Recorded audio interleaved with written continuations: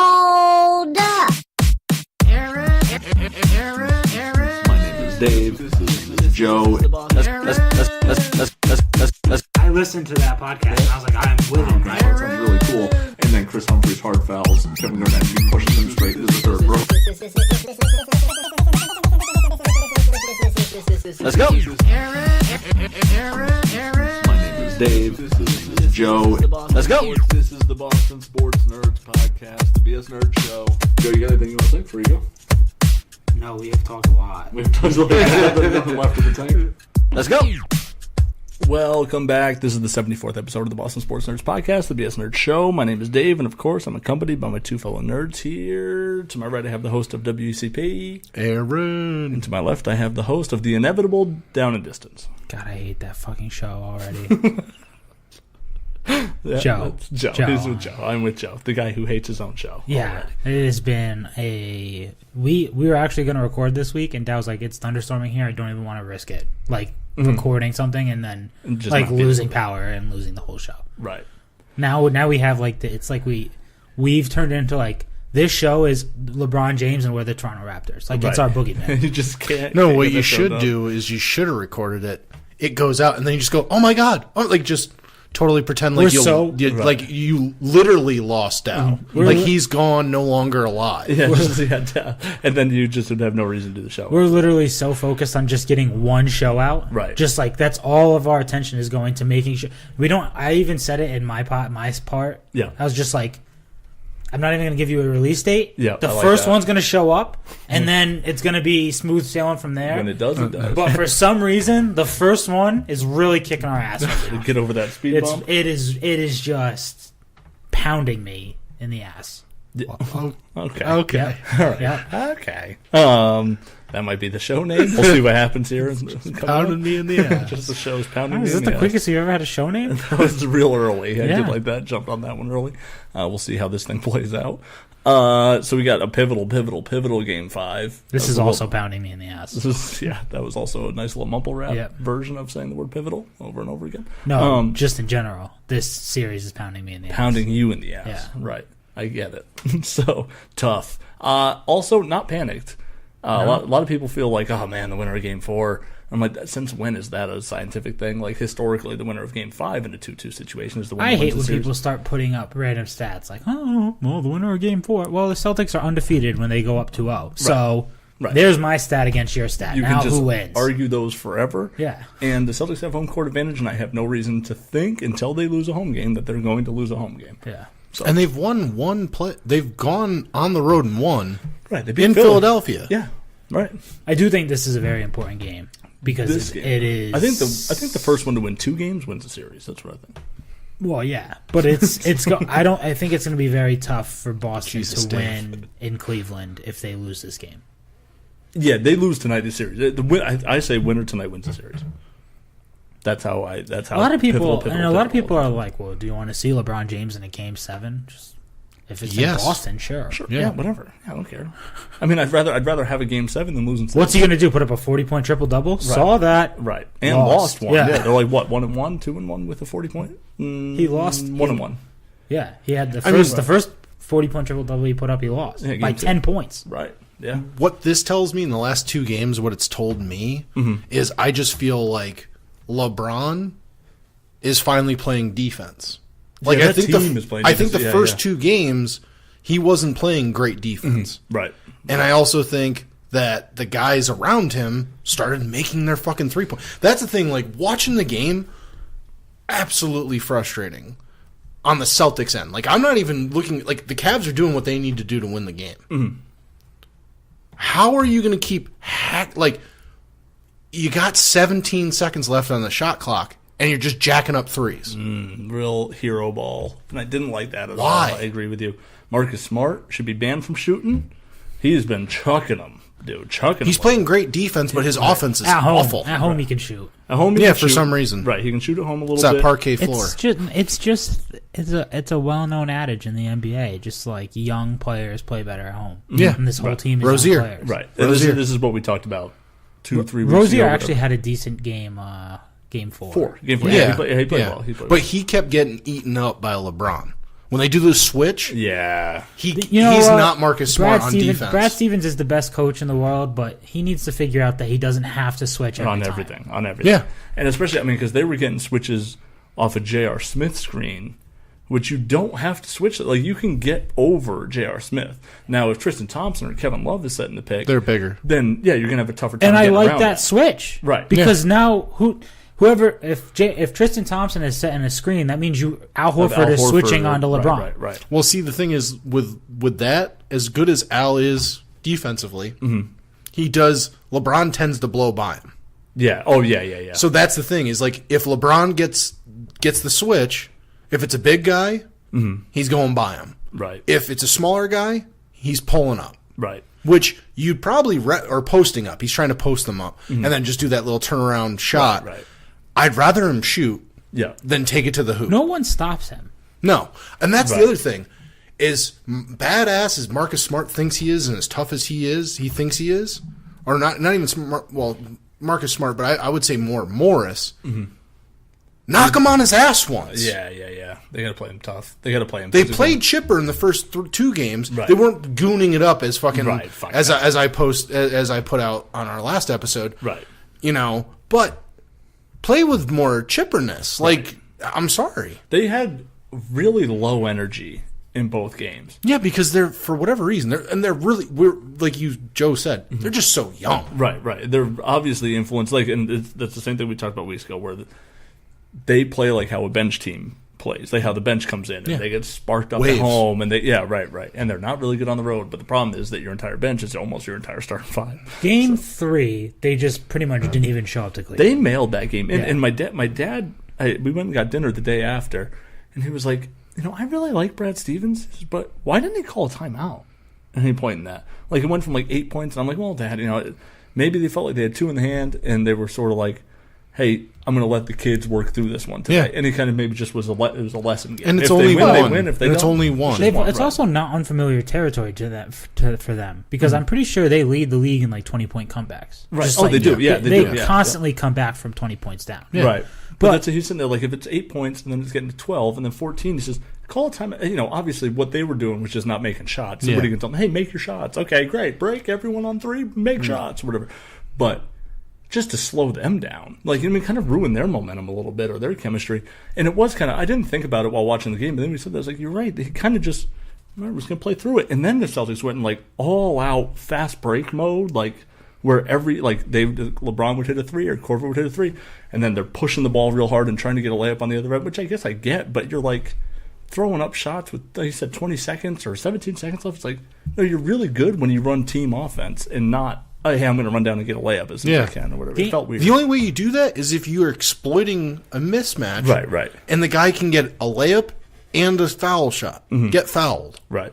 Game 3, they mailed it in. Game 4, they looked bad in the first quarter. Mm-hmm.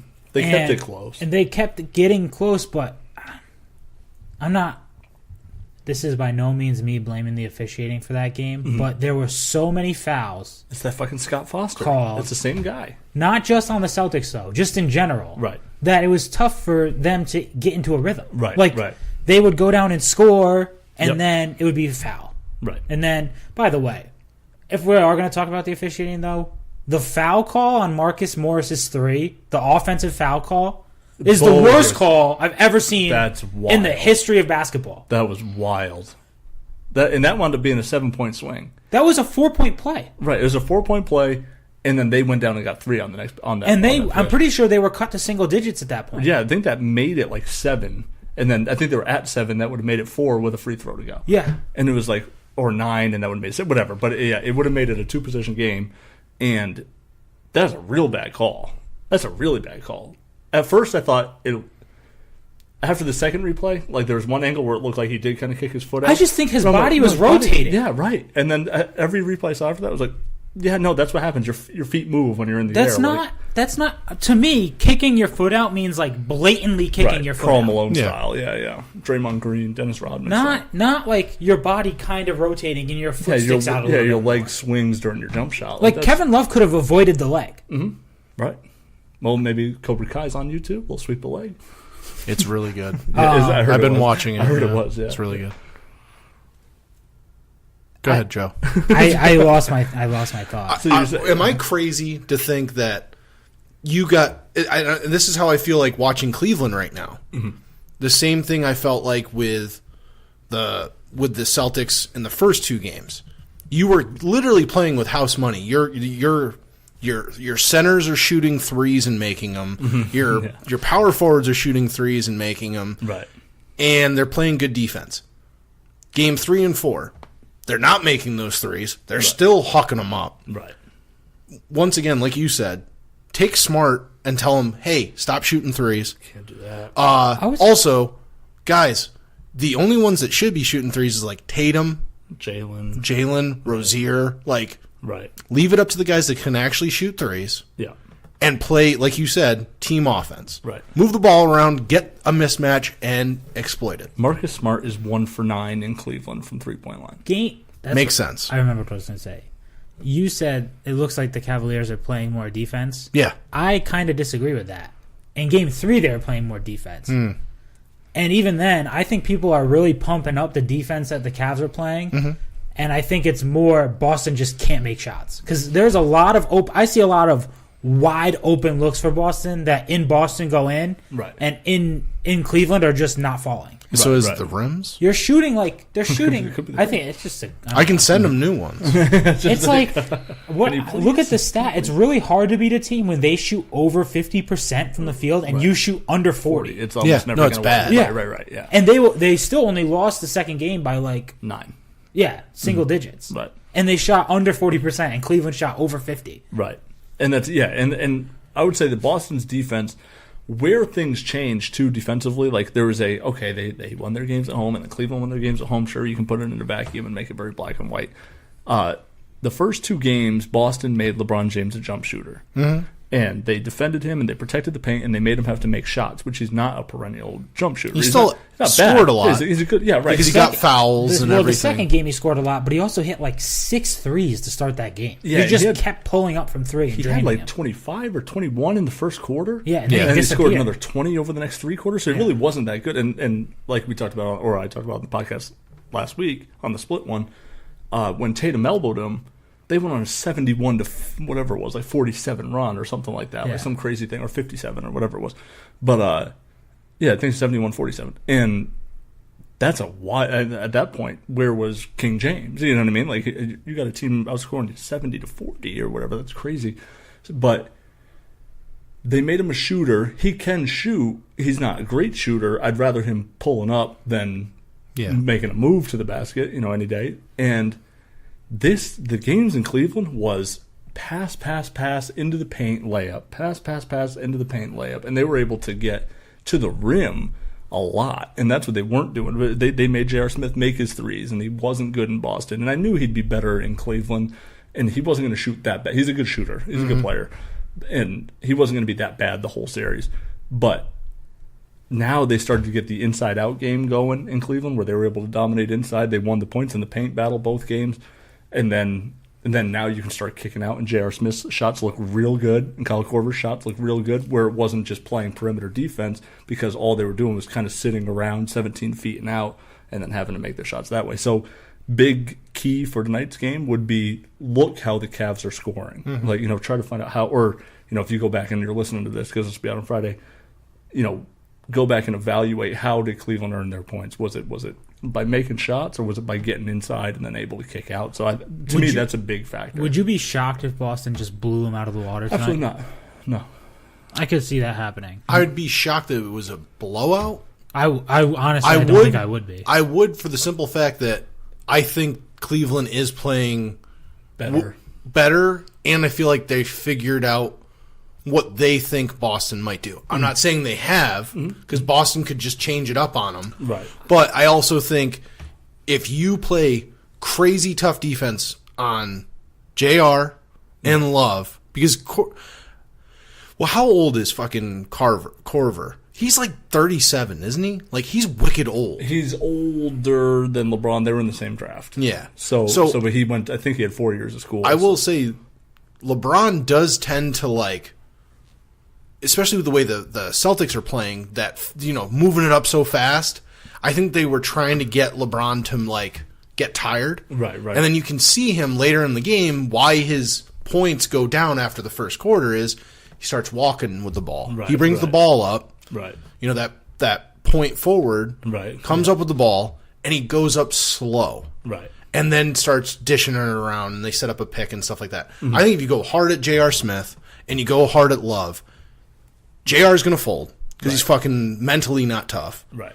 And then Love plays tough, but I think if you force him to not make shots, you let LeBron go off all day because he's not going to beat you on his own. Right. He needs his teammates to shoot. You look at game 2. Yeah. You know what I mean? You take away the rest of the guys, what the fuck? Right. Well, I think what happens, too, and you can actually kind of get a snowball effect, is if you really jump on Cleveland, they're going to count on LeBron to get them back in. Yeah. And then you know where the scoring is going to come from. Right. Because he's going to try and push the ball. Yeah. He's going to try and push to score. Yeah. Also, I love the fact that he's got extreme balding in the back of his head, and he doesn't wear the headband anymore to, like, hide it. Right. So it's really evident. He paints. I love it. I've heard that he paints his hair on. Oh, I'm sure.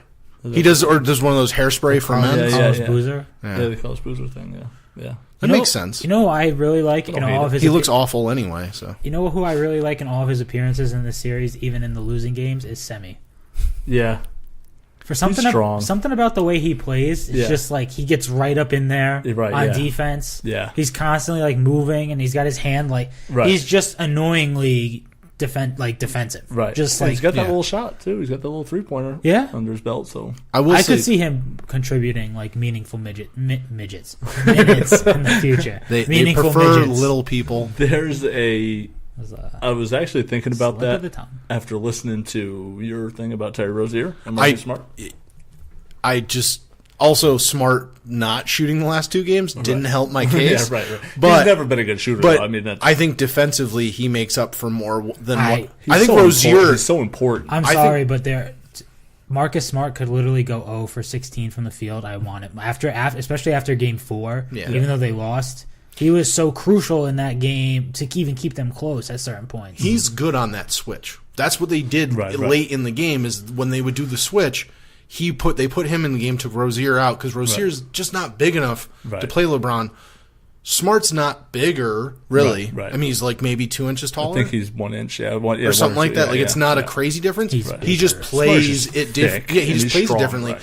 I think that's what I mean. Like Rozier is also watching game 1 and 2, watching those, and I was like you were saying, like he gets a little excited, right? And he like tries to dribble in and do something, and then he literally fucking corners himself into a box. Right.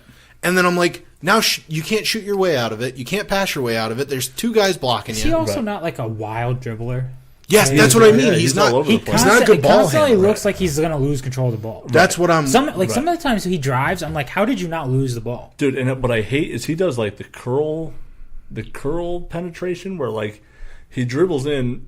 If he gets a layup, he'll take it. If not, he comes all the way back around to the top again. I don't like that. It's the Rondo move. Rondo used to do that all the time. But Rondo had like the ball on a string. You know what I mean? Like he kind of always had it under control. He had better control of the ball. Rozier, it's like it's just sort of out there, and he's running around. I'm like, and they tip it away from him, and he has to run back past. They almost caught him for. Wasn't there one? There was one play. I think it was in Game 4. I was watching the half court, and they tried to call a half court on it. Backcourt, backcourt, and he's like, they knocked it out. Right. What are you talking about? They changed it. Like bounced. They changed it. Yeah, right. He was it was. I thought it was Baines. I thought it was. There was someone that hadn't crossed yet. Baines hadn't crossed yet. Okay, yeah. He was still coming up the court. Right. That's how crazy it was. Right. Your center hasn't even made it up the court yet, and you're trying to penetrate. And you're trying to penetrate without any help. Right. The reason I'm confident for this game actually is because I think Brad Stevens knows now what Cleveland wants to do on offense. Like they want to get a switch onto a smaller guy and then bully him and look for the open ball. Right. So you could see them kind of like counteracting that later in the game where they would switch immediately, and then when they found the chance to, they would switch back. Yeah. Like it wasn't like a permanent thing. Right, yeah, they didn't ride with him the whole time. So I think Brad Stevens is such a better... This is what I hate about watching the NBA. They are so desperate to make people think that Tyronn Lue is actually a good coach and it's not just LeBron James. Right. That they just be like, well, he's the winningest. No, he's got LeBron James. It's not. Right. I think Ty Lue did do an important thing. With the most obvious move ever of putting Tristan Thompson in the starting lineup. Like, that was the most obvious move of all time. I like the chess match. Like, he would follow Horford. Oh, So when Horford came off the court, Thompson came off the court. And they used him just as and that's real old school NBA. Like, that's, you bring in this guy and that's your guy the whole night, and that's it. And I like the way the that NFL. Right, exactly. You put a corner on one receiver the whole game, shut him down. He's not Tyronn Lue's not going to come up with some crazy offensive scheme. No. So Brad Stevens has them figured out. I wouldn't be surprised if we see a little bit different defense from the Celtics with the switching. I think you're going to see a lot of zone tonight. They go back to that 2-3 zone that they were running. And then Tyronn Lue's like, I don't know what the fuck to do now. Here's the one thing, though. Isn't he one of the coaches that you go back to 2008 and he was an upcoming coach? He was going to be one of the next, NBA coaches. Tyronn Lue? Yes, he was still playing in 2008. No, but he was on Doc Rivers' one of his bench coaches. That's true, he was. Yeah, while the big three were here. Right. Yeah. So I think, a couple of years later, but yeah, you're right. You know what I mean? I think he's one of those guys that maybe we do overplay the fact that LeBron kind of is the coach. I think on the court he calls it. LeBron. Right. Oh yeah. But I think Tyronn Lue is making decisions before the game. People who know basketball, pundits who aren't afraid to speak their mind, like NBA pundits, will tell you that Tyronn Lue is a terrible head coach. Right. Yeah, but it's like the broadcast team who's trying to pump him up. Right, because they want a Stevens Lue thing, and they're trying to move the narrative. It's not. Oh, what a great chess match this is! It's not. And by the way, Brad Stevens isn't going to win Coach of the Year. No, it's going to be Dwayne Casey. Or it's going to be the dude from Utah. Is Utah? What's his name? I forgot. Did you hear? I forgot. Probably. Did you hear? So there's only 2 unanimous first team rookies. Yeah. Simmons, and which isn't a rookie, and then what's his name Donovan Mitchell. What's his name? He was one vote shy of getting 100%. I love Brad Stevens. What did he say? No, what did one person not participate in the vote? No. He said, "Well, they made a bad decision." Yeah. One guy just made a mistake then. Yeah, or something like that. Yeah. So Tatum didn't get unanimous first team. He's still first team though. I mean, but he got 1 second. You know who got? I forgot who it was. There was somebody else that got a first team vote. I think Ojale. Really? Or something like that. Somebody crazy like that got a first team vote, and somebody was like, there must be he must have a cousin that's a writer or something. Right. Somebody's That's funny.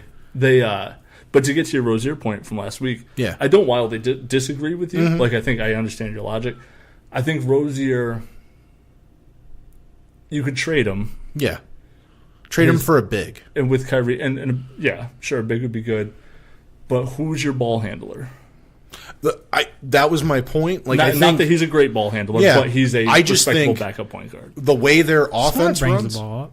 Yeah, I don't like that either. Right. He's not as bad, controllable as Rozier, but he can't shoot. Right. So if he is, I don't think he puts himself in as many bad predicaments as Rozier. So that's why I kind of was like, you do have a point guard. Right. He's just not a great point guard. He can't shoot, but he does shoot. Yeah. He keeps the threat. It's not like Ben Simmons who legit just won't shoot the ball. No, Simmons hooks, or Smart hooks it up there. Yeah. I like Smart's offensive game a lot, actually, when he's cutting and he's coming off screens and getting to the basket. I think he's really good there. I just think his 3-point. And also, another thing, I've been jumping all over him in this playoff series, watching the games, freaking out, stop. Just stop shooting. This is not helping. He's also got that tape on his thumb. Yeah. On shooting it. And so I want to know. And he dives at balls in the ground. He lands on that hand. And you're he's all that has to mess up his thumb a little bit. It does have to hurt. You've seen him mess with it. Take the tape off and stuff. You can tell it's still bothering him. Yeah. You know who looked like he was trying to force it game 4 was Jaylen Brown. Yeah. I was going to say. Especially at the end of the game. It seemed I want to get 20 points even though we're going to get killed here. It seemed like Jaylen Brown was. I'm talking about in the middle of the game where he kept getting blocked by fucking Kyle Korver. Yeah, what was happening? Just throwing himself into the paint and I'm going to get a ball up here. Right. You were saying about how who's going to be the guy that's going to bring the ball up if Kyrie's on the bench. Mm-hmm. I think a guy a Brown, a Tatum, a Smart, a Horford, just kind of being that like a collaborative effort. Yeah, like just hey guys, we have point guards, but we can force them mismatch problems. You know what I mean? Like it would force whoever's going to guard one of those guys to play way outside their comfort zone, way far back, and that's going to open up lanes for somebody else. Or if, like you're saying, Smart's game is to cut, or a Brown, if he just blows by somebody, even if they catch him in the paint, dish it out to Tatum, deep three. I listened to last week's show. Were you saying that they should trade Rozier? After the season, yeah. I was working, so I was catching bits and pieces of it. But that's direct, like, counter to what I said in my thing, which was I don't think you should trade anyone for anyone. I think you should keep this whole team I and like make the a team. run I just for a think ring next year, because I think you have Morris for longer than you think. He's under contract the following year too. Okay. So Smart's the only one. Smart's really the only free agent, and Greg Monroe, I think. Yeah, but Smart's the only one that's a true free agent. I think Rozier's like a restricted free agent. No, Smart's Smart, I believe, is an outright free agent. Is an outright free agent. Rozier has one more year under control. Okay, and then he becomes a restricted free agent after that. So you have him. So really, I mean, you can not do anything. Sign Marcus Smart, and then. And be good next year. And you will sign Marcus Smart. Like, he's not a max contract unless somebody player. throws I don't. I think he's 18 million. Right. I think if somebody throws him, like if they just pull, I agree with this. Whatever, and just throw a lot of money at him, unless he says to himself, "They're the only team that wanted to take a chance on me." Right. And I love the team, and obviously, I love playing with the guys that I love to play with, right. And I'm going to get a chance to play. Kind of dealt with this shit too, a little bit. Yeah, but here's the other thing. You all have to look at it like you're saying that like they should just keep him and sign him and whatever. He might look at the team and go, where am I going to fit? And I want playing time. I'm going to get playing time, but not a lot when you look at this team. Depends. With Horford coming, with Hayward coming back, that's going to change a lot of that rotation of the 2, the 3, and the 4. Who do you think offers Marcus Smart a contract? I think there's a bunch of teams. I think there's a bunch of teams out there. I can't name one because I don't know all the rosters. What is the record of that team? I would say the Knicks probably would be interested. I'm telling you right now, he is not going to. Marcus Smart will not go play for a team that's not going to contend. I think he would take less money to play with the Celtics for less minutes that are meaningful in big games because he's that kind of player, right? He's a competitor. He's not going to go play for some team and just disappear as a starting guy for like the Suns. Like he's not going to give a fuck. But he's also one of those guys that he's not a Tatum, he's not a LeBron. And I don't want to say like, oh, they're in that same conversation, but he's not the Let's go there. No, but he's not the guy that's going to get the big shoe deal off the court. Right. Unless he goes somewhere and becomes a superstar. Right. He's not going to get that playing with the Celtics. I'm not saying he doesn't have it in him. There's just the way the NBA is. Mm-hmm. If you're not going to get that massive deal somewhere else off the court, right, you're not going to stay with the team that you're going to win on because they can't pay you.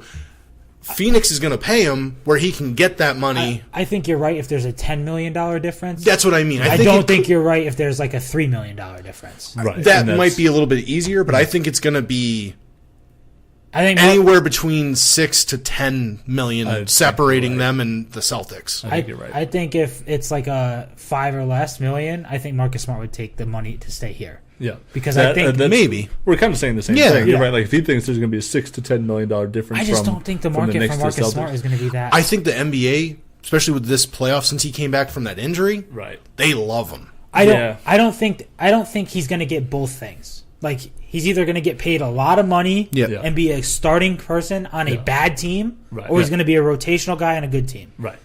Because he is not. Well, I think most competitive teams have less money to work with. Exactly, and he's not going to get paid as much. So he's going to have to decide: do I want to go play in obscurity and make a lot of money, or do I want to take less money and play with a good team? He could do what you're saying. He could say, "Okay, I'm going to take a 2-year deal at like $11 million a year. It's going to be $7 to $8 million less than what this team's offering me. Shorter deal. I play for 2 years. This is the window with the Celtics. Right. I see a 2 to 3 year window. I play it out, and then I get paid down the road. Right. Hopefully, still play really good, less injuries. Right. I could see Marcus Smart being a guy who bets on himself. He could do that. I just think there's a lot of players, they look at it and go, I have to get it now because by the time that contract's up, even if it's 2-3 years down the road, I'm 2 years, 3 years down the road with playoffs. Right. You have that experience, but it also is more mileage on your knees, more mileage on your body when you're an injury-prone guy. Right. And as physical as he is. Now, an interesting thing is the way you said that you like the way Semi played, or the way he plays or whatever. Yeah. Last year we sat here and I said, I think you trade Avery Bradley, you keep Marcus Smart. I think he's the younger, cheaper option. You let Bradley go. And I go. argued you that. Right. I think in a weird way. I'd rather have Avery Bradley right now. Would you really? Yep. Better than scorer? Marcus Smart? Better scorer, equally as good in defense. I just think he does less. But no.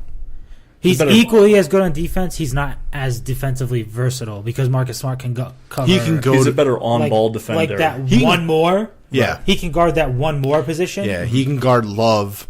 Whereas if Avery Bradley would get eaten up by Avery Bradley pretty much makes your 2 guard disappear. Yeah. Like whoever your 2 2 and guard 3. is, You're 2 and 3 for most part. I would say you're 1 or 2. I don't think he's big enough to guard a 3. But he can. Yeah, he can be a pass. I think if it's not LeBron, right, he can keep up with most of them. I don't know if Marcus Smart makes anyone disappear, but he's really good. Right, like 1 through sometimes 4. Right, yeah, right. Well, and Avery Bradley's like he's on Thompson and Love. Avery Bradley is like, have fun, bro. Like you're not. There's like the story, but he can also shoot. Yeah, he could shoot. He was a better scorer. He was an 18-point per game guy. Right. He would be great to have on this team right now. But he took the money. Yeah. And he hasn't played as well. No, I'm just saying, he took the money and went to what? Phoenix? He went to. They traded him to Detroit, and then they traded him to Detroit for Marcus Morris. Yeah. He signed there, and then he signed an extension there, and then they traded him to the Clippers. So he's back with Doc Rivers. Yeah. So that's awful. Right. Clippers are awful. Doc's boy, right there. Yeah, his own son's there too. His own son. Yep. So, I feel kind of like Semi Ojeleye. Yeah, no. Could be the Marcus Smart type. Yeah, could take Marcus Smart's role. I wish there was a year overlap. Yeah. Where they could do this. Where if Marcus Smart was under contract for 1 year, I think the same way I felt about Smart saying he's a little different. There is kind of a year overlap. It's right now.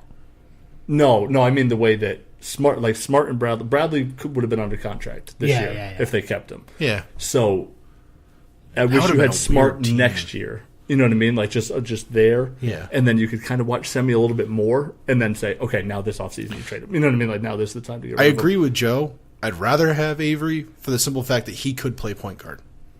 He could. He wasn't very good at point guard. He wasn't. Yeah. No, but I don't think he really struggled bringing the ball up a lot. Yeah. Okay. But you could have Horford bring the ball. He could control the ball while he had it. Yes, that's what I mean. I think he would make less moments where you're like, oh, Jesus Christ, hold on to the ball. Like, all your job is, even if you're cutting in, like you said, he does that. He almost does like a fucking, like a fish hook. Yeah, exactly. He drives in and then he kind of hooks back out and then tries it. And it's like, you've made yourself into a box. You've literally. The only thing that does from an X's and O's standpoint is collapses the entire defense, and then you find out who's open, and who got mismatched on their way coming back. Because like if someone's moving, or Jalen moves from the corner to the top, and LeBron came off Jalen, and now he's going back to that corner, and he's not there. Now someone's going to go to find where Jalen is, and they find the mismatch. I'm telling you right now, though, Jason Tatum is a superstar. He's that dude. He's not going to be kind of good. Right. He's not going to be like Jaylen Brown is a good NBA player. Mm-hmm. Jason Tatum is significantly better. Yeah, he will be significantly better. Jalen's a better two-way player. Jaylen Brown is a better defender. Better defender. Jason Tatum will be an elite scorer in the NBA. Yeah, absolutely. He is very when he much wants like to Paul score. Pierce. It's crazy. When he wants to score, I don't think you can stop him. I was gonna say I think he's and I don't want to say don't jump on me yet. Let me finish the whole thing. Gotcha. I think he's Carmelo offensively. He is. I've said it too. But I think defensively he's much. Anyone's an improvement over Carmelo Anthony on defense. Right. But I think he's very Paul Pierce-ish. And you're right. Yes. Carmelo ability on offense. I agree. I would he's say a Carmelo Anthony that's not lazy and listens to the coach. Right. I would say I would say he's Paul Pierce. Don't put that evil on him. But better. Not as doughy. Whew. Oh no, but like, wow. I, Right. no, but could be better. I think he could be too. I don't want to say he's a better athlete because I think yes, that's what I mean. Like he's just less doughy. I just heard what you said. Yeah, less doughy. Yeah, absolutely. I honestly think he's a player that they should never let even think about getting out of their grasp. I would max him a year early. Yeah. Like just say like, hey, let's just fucking read this up now. Let's just do this now. It'll be a deal by the time his rookie deal's over. His deal would have come around. Right. Yeah. I just think he's they're that good. Mm-hmm. And I think a guy like you're saying, like Smart might take the less money to stay. Yeah. You know who's the one guy, especially after this off season, like this postseason, and how well he's been received by the fans and the press and everything. He's kind of redeemed himself from the regular season. Mm-hmm. Al Horford, he might he comes up, good. He might be one of those guys that's like, hey. If I take less money, they won't hassle me. And there's so many good players here. I think Al Horford likes it here a lot. I think he does too. I think I think the team really likes him. Yeah. I think that his wife or his sister or whatever gets really mad at Lou Merlone for calling him Average Al. Yeah. But I think that he cares a lot about this Celtics team. Yeah. And I like him a lot. I really do. You can see it when they win. Like he's very he's happy. real into it. Regardless of what his numbers are. He's just very watching him interact with Tatum and Brown after the game. Right. Like he'll be getting interviewed and Tatum will come up and fuck with him. But I think that stuff I think those guys are gonna be the guys that like, yeah, dude, stay. Right. Like we want you should retire a Celtic. I think he likes the role that he's in now. Right. I'm not saying his number will ever get retired. But it's one of the Celtics, if they win a championship, they'll retire. They'll retire him, Jaylen Brown, Kyrie Irving. He didn't even play this the playoffs. They'll put Kyrie Irving's number in the draft. But I just think Gordon Hayward will have his number up there. I mean, they could trade Gordon Hayward before the start next season. He'd already have his number. Thanks for your 7 minutes of service. That was perfect. But I just think that like, no, Al's been great. I just think he's one of those guys that he might look at it and go, I have been.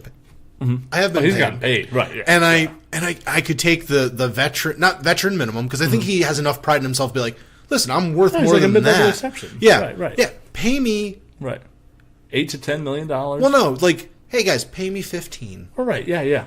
And we'll call it a day. Right. And then they're going to be like, oh, so we're not paying him $24 million a year. I don't know. It's going to be tough. It's going to be tough because some other team's going to throw a shit ton of money at him. Some team will be like, listen, we saw that Al. Right. If he would have just stayed average Al, like. Right. All the way through the playoffs, and then maybe we could be talking about that. But they were like, we saw a playoff Al. You might be able to get him on a cheaper deal early. Maybe because he has 2 years left. Right? Start now. Yeah. So if next year he has a good playoff run, you talk to him like, hey, we really want to keep you. Now listen, you're going to be 32 at the end of your contract. Yeah, and we don't want you to just start doing the whole spiel. Yeah. It's like, the expectations are going to be a little unfair based on your salary or whatever. And we understand your body's going to be you're going to be getting older. Why don't we just do like 3-4 years? Keep you here. We'll do 3. Yeah, we'll do 3. We'll do 3 for $60 million or whatever. Whatever, $55 million. It's like, well, okay, yeah, $17 million a year for 3 years, guaranteed. Yeah, sure. I think he really has like grown into this role of mentor to those guys. That's what I mean. I think he enjoys that role. Right. I think he's the glue. Yeah, I think so too. I think he's the guy behind the scenes. He's a husband. He's a father. Right. Like. That's the one thing. Like I was actually online just looking at random shit and it popped up on Facebook. But Tatum has a child. Yeah, that's almost 1 year old. Yeah, that like he had while he was in college. No, before college. No, just born after he got drafted. Yeah, but he right before he had already broke up with her, started dating a new girl that he met in college, and that. So it's like he probably guys like him that made that. Don't take this the wrong way. Yeah. Made a mistake at a young age. Right. Didn't think it through. His mom is like 39. Yeah, she's smoking too. She's smoking hot. And you know whose mom looks great for her age? Ray Allen's mom. Yeah, she does. She used to come to the games and she looks great. Yeah, she was like a party animal too. She was cool. Yeah, but like Jason Tatum's mom, not LeBron's was like the same mom, not as big of a Delonte West will tell you. Yeah. I would tell you the time that we went to a Celtics game and outside they had a T-shirt that says LeBron may have went south, but his mom rides west. And so Bryant bought the shirt, and then you know how like on Comcast Sportsnet now it's like NBC Sports Boston or whatever. They do that footage from the street. Oh yeah, because it's right across the street. Yeah. So we went with Doofus there. Tangway and Felger. That moron. Yeah. Moron. Felger does that. And what was the other guy too? Ashrod Blakely, and there's another guy. Usually like Scal now and stuff like that because he's one of the broadcasters now. Yeah, but so they're doing the taping or whatever. Brian goes, now we had DVR'd the game to see if we got on TV or whatever. So we had DVR'd at home. I went home and checked, and Bryant just slowly lifts the shirt in the background. So, like, as they're doing their thing, like, tonight the Celtics beat the Portland Trailblazers, whatever. And then it's just like, right LeBron may have went south, but his mom rides west. Like, just, like, right in the back of the game. It was so good. Someone should, like, Danny Ainge should pay Delonte West to show up and have, like, courtside seats. Like, right by the Cavaliers bench. In Cleveland. That'd be so, in Cleveland. Just fuck them all just up. Like, just like literally, because you know the Cavaliers bench, like the first row behind the Cavaliers bench, just put Delonte West. No, put him on. Find where his mom's sitting. No, put him. No, right not even that. Put him on the opposite end of the court. So as LeBron's sitting on the bench, he has to look across the court at Delonte West. So he's got the bomb. He should pay actually for like Lance Stevenson and Delonte West to sit like right next to each other, like right near the Cavs bench. That'd be great. And just be like heckling him. Just bother him. Right. Oh, did you hear about? Did you see on blowing his ear on Twitter? Freaking Embiid. No, his throwing shade strong, but I didn't see this. Did you see his throwing shade at the man bun? No. Basically, that like he's just talking shit about Aaron Baines. And his man bun and stuff. Is like, the man bun's like not showing up in the play or something like that. And like, you're at home, right? Yeah, you're not playing, man. That guy beat you, right? That guy I think beat Baines you. has actually been solid. He hasn't been great. No, but he beat you, right? And you're gonna go on Twitter and trash talk him. Baines should just reply like, "At least I'm not afraid to go down a water slide," right? Because Embiid is petrified of the water slide. Yeah. Is he afraid of heights? No, he's just afraid of the water slide because, in his words, black people can't swim. Wow. Embiid said it. Not my joke. I would just say I have friends. Yeah. Will not say whether they are African American or not. Yep. They do swim. Okay. There you go. Put those dots together. Yep. I like that. So I'm going Celtics win tonight. Celtics win the series. I had them in 5 or 6. I'm just going to double down. No, they're going to fucking get blown out in this game. All right. Blown out in the next game, and then they're going to win the fucking series. Thank you so much. I like that a lot. Yes. Keep that going. That's good. Every time I get excited about a team, I know how it goes. Technically, Dave also has to pick against the Celtics. Yeah, not happening. For it to happen. No, not happening. You can every time. Yeah. Like I was super confident about the Pats winning. Right. Didn't happen. Right.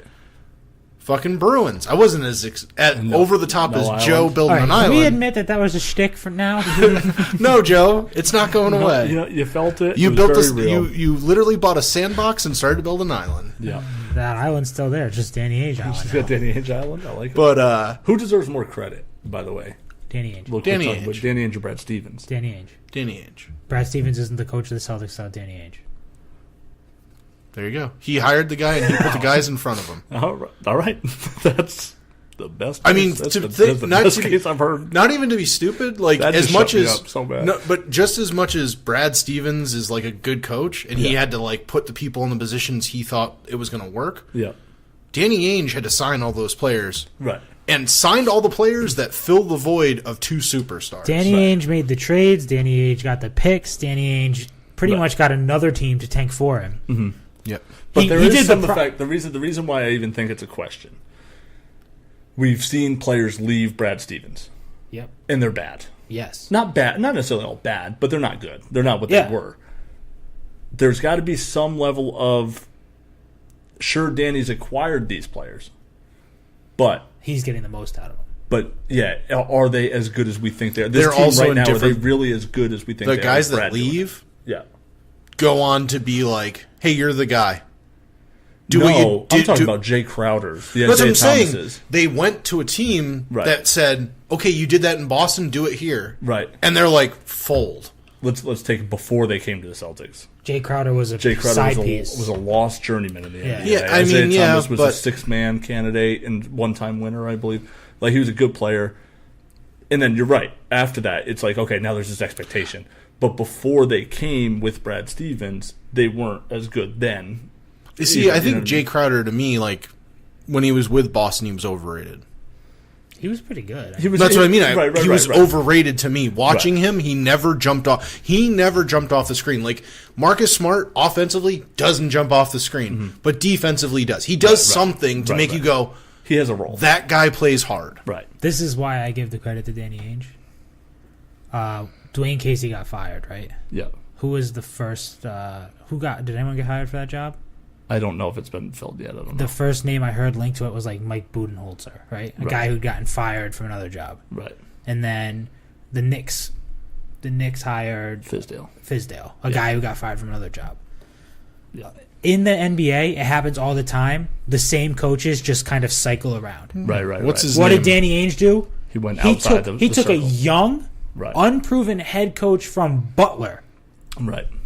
Yeah. And he was just like, no, I'm not going to hire Right. Budenholzer and Mike D'Antoni Brown or all these guys. I want that guy. This guy is going to be the guy who brings my team. Very different hire, right? So he could have done the same thing that all these other NBA franchises do, where it's just this weird nepotism of just like hiring the same guys over and over and over. How many different jobs does fucking Mike D'Antoni have? I was going to say, he's the perfect example.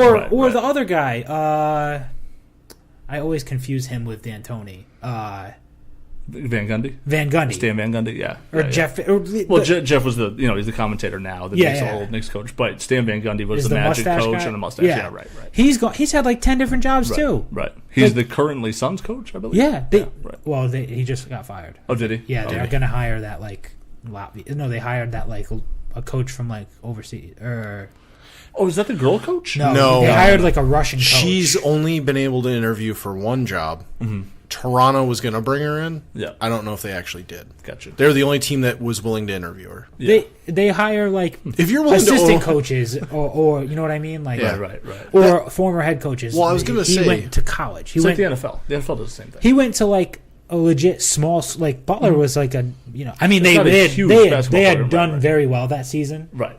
They went to the finals twice. Yeah. Right. Yeah. Like he took a small, but it's still you're coaching on a small college level. Right. We're going to bring you into the NBA. Yeah. And he handpicked him. I mean, right. That's how he gets all the credit from me. Well, I was going to say, but that's a good point. Also, he went out and got a guy that, like, you went from Doc that was just 100% personality. Right.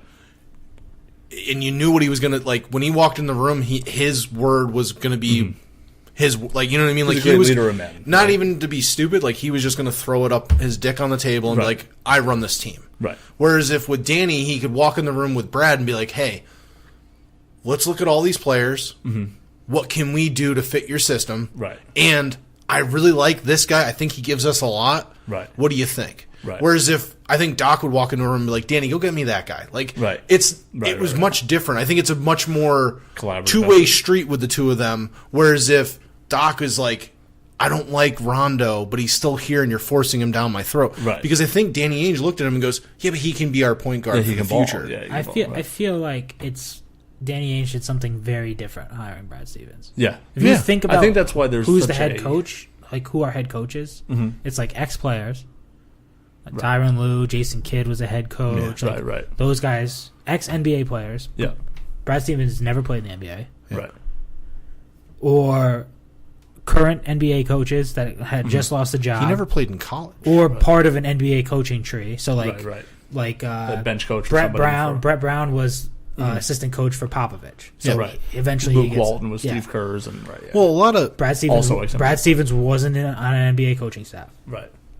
Or it's a college coach when they do hire college coaches, but one that's been dominant for a very long time. Right. The guy that was at Florida. I forget his name. Who came and coached the Celtics? What's his name? Rick Pitino. Yeah. He's awful. Yeah, right. Rick Pitino or a great college coach. Krzyzewski gets talked about all the time. That's why he never left. Now there's some talk about him retiring. Krzyzewski? Soon? Yeah, retiring from college. But yeah, probably doesn't get caught cheating. A lot of people think that Stevens wants that job. No, I don't. I think it's the dumbest thing in the world that Stevens would leave the NBA and go to college. I think go back to college. I also think though he would be very like Bill Parcells, like, hey, you just forced all these players on me. I don't want to be here. Right. I think if he was told basically, like, listen, we're just going to give you the team and you have to make it work. Right. I think he would be like, yeah, no, I don't want to be here. Like, I can go to college and pick the players that I want. Right. And I can make it work. That would be the only school I think that could get him out if the team wasn't good and he didn't get the help figure out the team. If he didn't have a really good relationship with Danny Ainge, who he does, who Danny Ainge went out and got him his guy, and Gordon Hayward, who obviously didn't get to play with him, but that was Steven's guy. Like, yeah. Mm-hmm. I still think he's another guy that, like, there's a possibility that he doesn't play on the Celtics. I know. I feel that. I'm not saying because I want that, but I think they literally, their 2 and 3 guard. They have such a good problem. That's what I'm saying. Like, they just have so many players. It's not a problem. No. I'm saying it's a good problem to have. Right. Whereas you're basically said, there's guys like Ojale and stuff. They're not going to be on the team next year if Hayward's playing. It's like, oh my God, my starters are tired. Let me put this team in that got to the Eastern Conference Finals. It's a good problem to have. And they're my second unit. But I do think the development stuff does come into play. Like, so let's say you limit Jaylen Brown to 20 minutes a game then. If, let's say, you Hayward limit them plays all to 20 minutes a game. Yeah. Right. So, but now Hayward's contract's up. He's going to go elsewhere. Now you've spent 4 years at Jaylen Brown only playing 20 minutes. Or you say only playing 20 minutes though. Right. I say he could have only been playing 10 minutes because Gordon Hayward would normally be But if there's no Gordon Hayward, he'd be doing 28 minutes, 30 minutes. Like he is right now. Like, this year is really good for Tatum and Jaylen and Terry and all those guys. But I think 20 minutes a game, it's not like... It's fair. It's not like 10 minutes. You know what I mean? It's no. That's what normal development players get, 10 minutes. They don't get a lot. Terry Rozier was a development player who barely played until this year. Right. He was a G League guy. Right. Yeah. And then he finally got time. That's why I said... The only reason why I said trade him is he reminds me so much of, Isaiah Thomas. Mm-hmm. He comes out, balls out. Everyone in Boston loves him. Right. Oh my God! Look what he's doing for the team. He's playing forever. Huh? He'll be loved forever. That's what I'm saying. Yeah, Scary Terry's going to be. Yeah, if he doesn't do what Isaiah does, he'll be fine. Right. If he doesn't do the crying because he doesn't get his video the day he wants it and all that shit. And also, I mean, is anyone talking about him being a max contract player like Isaiah was? No. You know what I mean? I will be so upset. If they trade Terry? If they trade anyone on this team for Kawhi Leonard. I don't want that. Yeah, no, I don't want that now. So much. The last thing is another perimeter. I've heard him mentioned so many times. Yeah, I don't see that. Going to the Celtics. No. Mm-hmm. And I swear on my life, he might be the guy. If Danny Ainge trades any of these young guys to get a guy who quit on his team and has a knee injury that's completely made up. Right. I will revoke his... You know what? It's Brad Stevens' credit now. It's not Danny Ainge's. It's Brad Stevens. Brad Stevens forced his way onto this team. I was having a conversation with a friend of ours. Yeah. And we were talking about how, I said, I really think LeBron's leaving. Yeah. After the season. Absolutely. I think it's pretty well... He's going to... I said... I think he's going to go to L.A. If he goes to Philly, I'm going to hang myself on the bathroom. I don't think he will. I think Toronto might be an actual option. He can't. The only way... Imagine that. Just do the inverse thing of Kevin Durant. The boogeyman. they get the boogeyman. Right. That's how they get over it. Right. Can't beat him, join him. Right. But he joined... he joins a team that couldn't beat him? That's just a little... I think he's either going to L.A. or Houston. I think it's L.A. Or... Because I think you can convince another player... I think he's an idiot if he goes out west. I think he is, but I also think that it's L.A. He's an idiot. But I also think it's L.A. Yeah. And that was what I was trying to explain to one of our friends is it's L.A. Right. It's easier to convince someone to come to L.A. versus Cleveland, fucking Toronto, Philadelphia. Even though Philadelphia has great players, it's still Philadelphia. Right. If you don't perform in Philadelphia... I'm sorry, they fucking threw snowballs at Santa Claus at football games. There's a fucking jail in the basement. Right. I'm sorry, the fans there are crazy. They're nuts, yeah. So you go to L.A., you're going to have, Toronto has Drake. Right. L.A. has every famous person that wants to go watch an NBA game. Only going to LA if someone else is going with him. No, I think Paul George. it's easier to get someone to go with them to LA to say, hey, we're going to go to LA. They already have the point guard that can set us up. He'll have those conversations, though. He'll have to have those conversations because he's not going to LA without knowing that someone else is going. Yeah, no, I just don't think he can get... That's why I think Houston is legitimate. It is. It's a legitimate destination. I just think that as much as I think he's an idiot, if he goes to Houston, no one can ever say, like, Durant's an idiot. What about this? I'm sorry, if he goes to Houston, it won't be looked at the same way.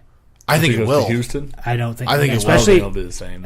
If Golden State beats Houston, in this series, it won't be looked at the same way. If Houston beats the Cavs in the finals, and then he goes there, then that's Kevin Durant. Well, no, it's the same thing. Right, but I'm saying, like, I think also he already did this once, where he's like, he'll just be I'll just go that bridge with that's what I'm saying. Right, absolutely, yeah. And if Cleveland still respects him as he leaves just because he won him a championship, right? Oh my God, burn everything. Sucker losers, yeah, that sucks. Yeah, that's interesting. Trade everyone on the team. Yeah. At that point, that's what I was going to say. He could also convince them because he basically runs that fucking team anyway. He could probably convince them to trade for somebody. Right. They don't have a lot of pieces, but a lot of their older pieces are going to be off. Screwed too in the lottery. They got like the 10th pick. Yeah. It was the 8th pick. It's not a good enough pick to that. So here's a couple things. I think LA would be really good if you brought Paul George with him. Yep. If you had Lonzo Ball, Paul George, LeBron, Kyle Kuzma, that's a pretty good 1 through 4. It'd be a really good team to lose to Golden State. And Houston. You go out west. He's said publicly that he's always wanted to play with Chris Paul. So I think the Rockets, who are 2-2 with the Warriors right now, if you add LeBron James to that team, they have a very good shot of beating Golden State. I agree. I agree with that. Yeah. Also, Spurs are looking to trade Kawhi Leonard, which would open up max contract money. LeBron James go to the Spurs. He loves Pop. Or they keep Kawhi, sign him to a max contract. I think they still have enough money to sign. Oh, they might. LeBron. Well, they might be able to do both. Yeah. Because I think they only have one other max contract, Marcus Aldridge. I don't think they have another max contract. You're probably right about that. But on those books. But I don't think he's getting along with Popovich. Who, Kawhi? No, there seems to be. I think that's the big riff. Yeah. It's kind of like what we'll probably talk about in a couple minutes. But it's like the Brady Belichick thing. Yeah. But they could. If that's the case and they truly aren't getting along, then they could trade Kawhi for a king's ransom of guys that would plug right in with LeBron. So let's say the Celtics do pull the trigger on a stupid Kawhi deal and they go Jaylen Brown, Marcus Smart, and the Kings pick next year. Yeah. Right, for Kawhi. Now you have Jaylen Brown, LeBron James, LaMarcus Aldridge, and Popovich. And Pop. Yeah. Oh, Al Horford goes in the deal too? You need to money-wise, yeah. Well, then, that I would go to that team. Right. I mean, that'd be crazy. Tony Parker, Jaylen, LeBron. I forgot about Tony Parker. I'm surprised he's still in the league. He's still good. I'm not saying he's bad. I'm just saying, like, he's not talked about a lot. He's not what he was. I think he's hurt, right? Yeah, he was hurt. He tore his ACL or something like that. Speaking of torn ACL, Chargers tight end? Hunter Henry, yeah. Hunter Henry, torn ACL already. Really? Done for the year. Wow. And Gates retired, right? Yeah, but I think he's publicly said he still wants to play, so I could see a contract getting done with him. So that's interesting. If the Broncos were smart, they would sign Antonio Gates. Just to be like, fuck you, Chargers. Right. Yeah, that'd be good. We can move on to the Patriots if you want. I just thought it was makes sense. Partial segue here. But for LeBron out east, I think Toronto makes a lot of sense. Kyle Lowry, DeMar DeRozan, LeBron James is a really, really good. I just think that Toronto, those guys would be like, it's our team though. And he would come in going, no, you're on my team. Right, yeah. Like, no, it's your team during the regular season. Then I'm going to fucking go. I think or the Sixers. Toronto either makes a push for LeBron or they should just get rid of everyone. They blow it up. Yeah. They probably blow it up. Also, the NBA switching the lottery next year. You see that? Yeah. So it's everyone has the same? Picks 1 through 3 or 1 through 4. All Can't the remember same now. odds? Have the same odds. They all have to 15% keep from tanking. To help prevent tanking. It's not bad. It's not bad. But I also think, like, if you're 6th, you might tank to get into the top 4 worst records. You know what I mean? Yeah. Like, I don't know if that really helps because it does increase your odds to get. Yeah, it does, but it's not going to be the NFL. Yeah, and it's not going to be 8 teams racing for the number one worst record. Yeah. You know what I mean? Yeah. Like, it's going to be... More teams want to go to the playoffs because it means more money for their team. Right. And the problem... Yeah, right. Ticket sales. And the problem is in the NBA, more teams make the... Or more than half the teams make the playoffs than there are teams in the NBA. So 16 teams make the playoffs, 14 teams don't. So those 14 teams that don't, probably 8 to 10 of them are really bad, and there's some that are on the bubble every year where they're like close to being an 8 seed and just miss. So I think you're going to wind up with like Chicago last year that barely made the playoffs and then made a big real push. run. Made a run at it. You know what's crazy is if Rondo doesn't get hurt, I think, did you say this 2 weeks ago? And I forgot all about it. That they might have lost that. Yeah, Rondo. Series. The Bulls probably would have beat the Celtics in the first round last year if Rondo didn't get hurt, which is a wild thing. The Celtics team last year was not good. It was not a good team. They played just they overplayed. overplayed. Right. Yeah. Right. Well, and you were also playing with a hobbled Isaiah Thomas at that point. Hobbled, toothless, and losing a sister. Losing his sister. Yeah, right. I mean, he wasn't. He hasn't been the same Isaiah Thomas since. Right. So I don't think that it was really fair to have the expectation of that team that they had. Yeah. Yeah, that's true. No, I think nobody had expectations for that team. Right. Well, no one had expectations for this team either. No, especially once Hayward went down, it was sort of like... We've said it on this podcast very Kyrie, publicly. And like, Kyrie going down, it was like, oh, on this podcast, we were like, well, I hope they win like the first one, and then it's everything else is gravy from there. Yeah. Right. It's all, icing on the cake. Yeah. That's true. And now I would be deeply upset if they lost this series. Right. And isn't that crazy? Because it's such house money today. Like, not only that, I would be deeply upset if they lost this series. And the fact that Houston is 2-2 with Golden State, because I honestly think they beat Houston. If Houston makes the finals, and so do we win the championship this year. Yeah, I don't think... I have no doubt about No, that. I'm not trying to laugh at you. I'm just crazy. laughing at the situation. It's nuts. I don't think Houston can beat them. Right.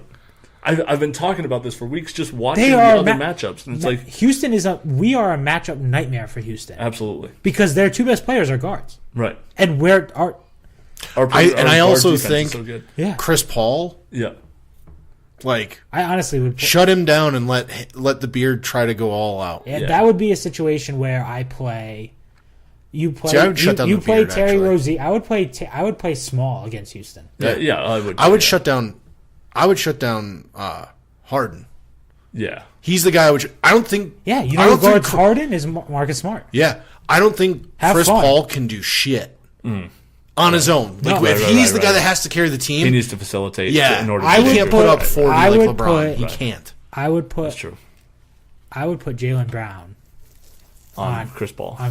Yeah, and I would put Marcus Smart would ruin James Harden. Right. He would annoy. He already has. James Harden is a mental midget. He would Marcus Smart would literally he would implode on himself. The only thing is you would lose that foul battle. Yeah. In Houston so fast. Yeah. Because James Harden gets calls for fucking looking at him. But if you could just sit down Marcus Smart with Brad Marchand for like 5 minutes and just be like, listen, when he comes near you, lick his face. No. Just gradually brush the beard. Stroke the bottom of the beard. Not bad. Especially after you like smoke him on a play. Right. Just graze the beard. Yeah, strip him, and then as you go by, give it a little tug. Real quick, like, what's up, buddy?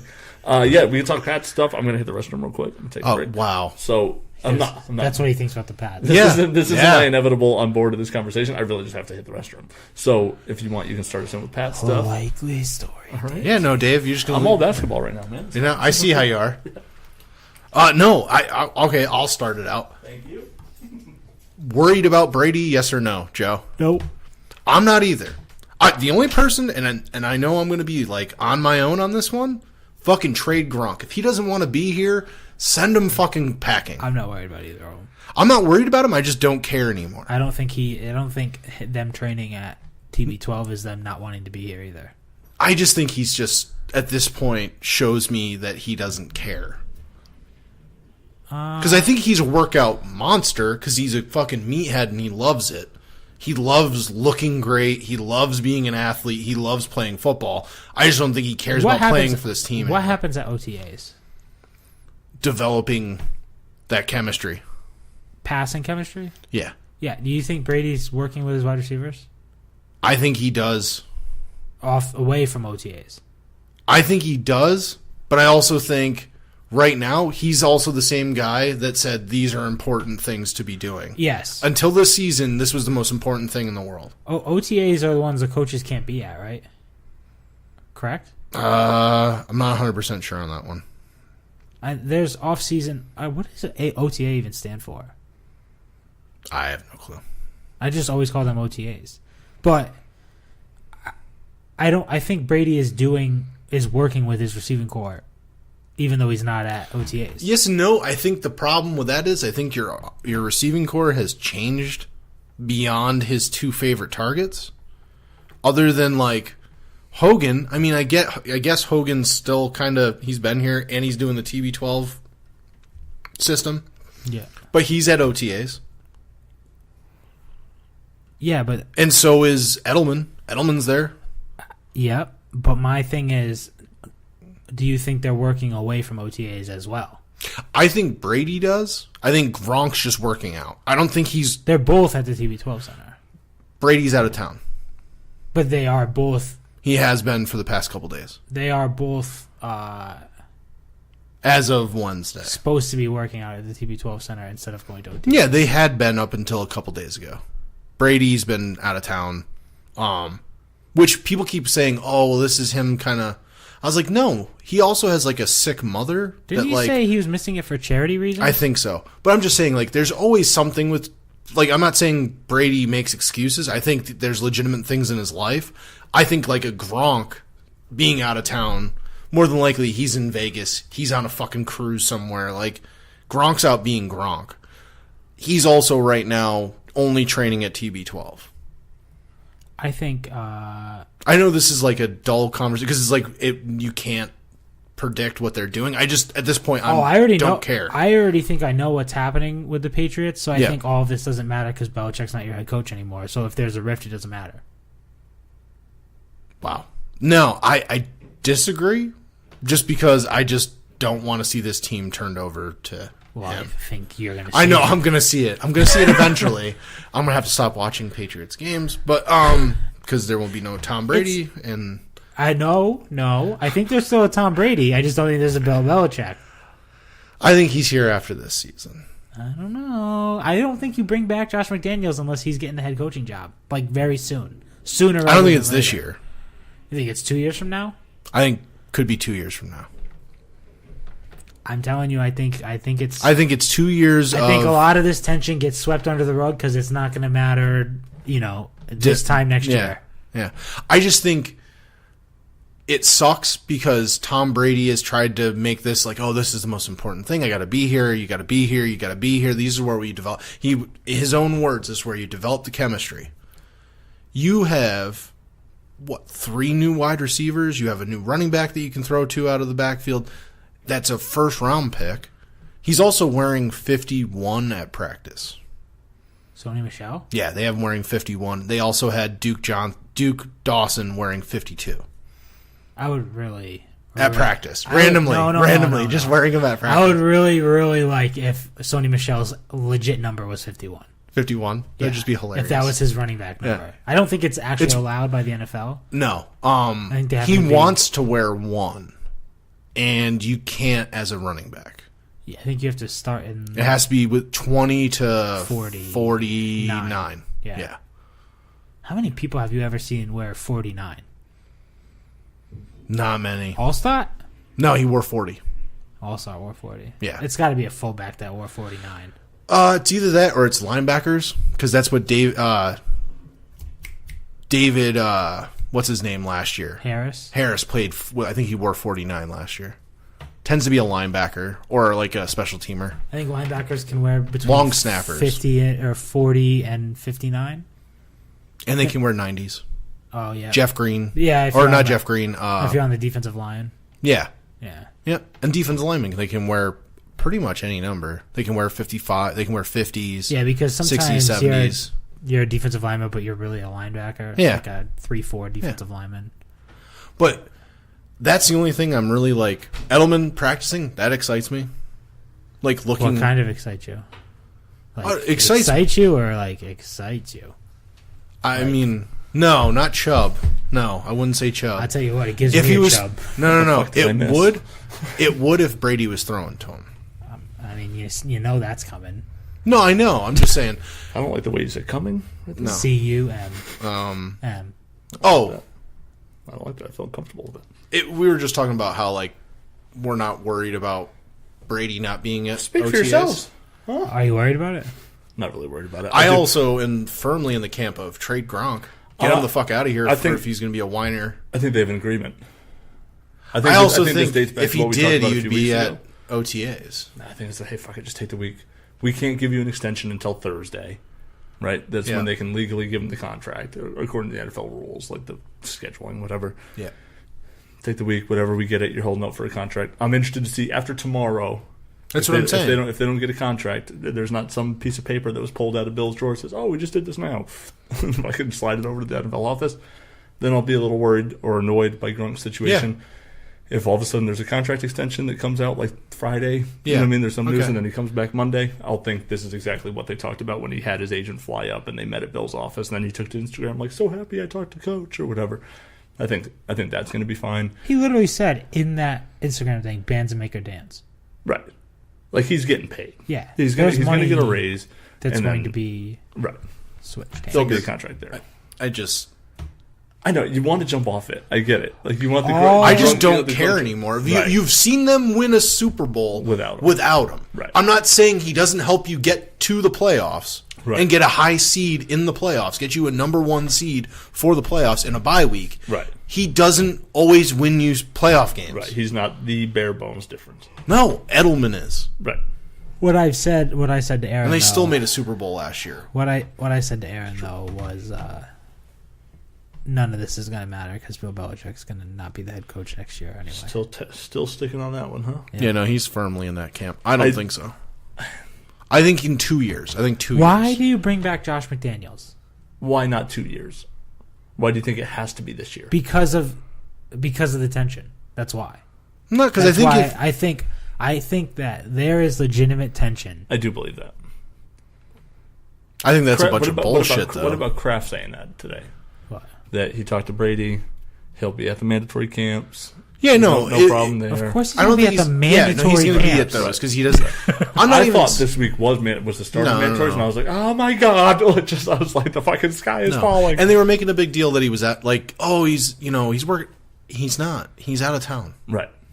I think he said literally months ago that he was going to miss OTAs because of a charity thing. That could be true. Maybe.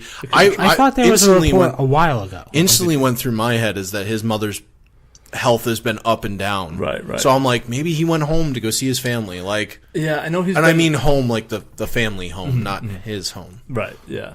Well, maybe in the Tom versus Time they talked about the trip to Japan or China with his son. Yeah. And how important it was to have the opportunity with him and stuff, and also about. All the time that he spent with his mom where he could, the year before. That's what I'm saying. I thought if things aren't well and they're traveling together and they're doing like a last family hurrah, maybe before God forbid happens, you know what I mean? Like, no. I think you're watching. No, not you. I just mean for the general consensus. Yeah. And also, I think you're watching the maturation of a guy that we know as a football freak. Yeah. Become a guy that is a family man also. Yeah. You know what I mean? Kind of in front of our eyes. So the fact that he talked so much at the end of episode 6 about, this offseason is going to be about my family and I don't do a good job of balancing my family life with my life. And this year has to be a lot about that. I think he was kind of telling you then that all the extra football stuff I do, it doesn't have to be done. I need to be a dad. I need to be a husband. I think it's you're watching Tom's career winding down. Right. I was going to say he's getting himself ready for post-football life. Right, absolutely. I think a lot of guys, they'll all say it. They have no clue what to do after football. Oh, a lot of people go nuts, right? Yeah. They go crazy. Oh, he's going to go nuts. I think he'll go nuts, but I think that like you said, I think he's starting to ramp up the next thing because I think he's just going to be very TB12 centric. You know what I mean? And then that will be his hyper-focus. I think a lot of people he's going to be like the George Foreman grill. He's just going to put all his eggs in that basket. Right. A lot of people are very hyper-focused on all the negative things that happen in the offseason. Tom Brady's not at OTAs. And they ignore all of the very obvious other signs that he's put out that say he wants to be on the Pats. He literally said in that gym, he had that interview with Jim Gray. Yeah. Is that his name? Yeah. Where they said, "Do you feel appreciated by the Pats?" And he was like, "I plead the fifth."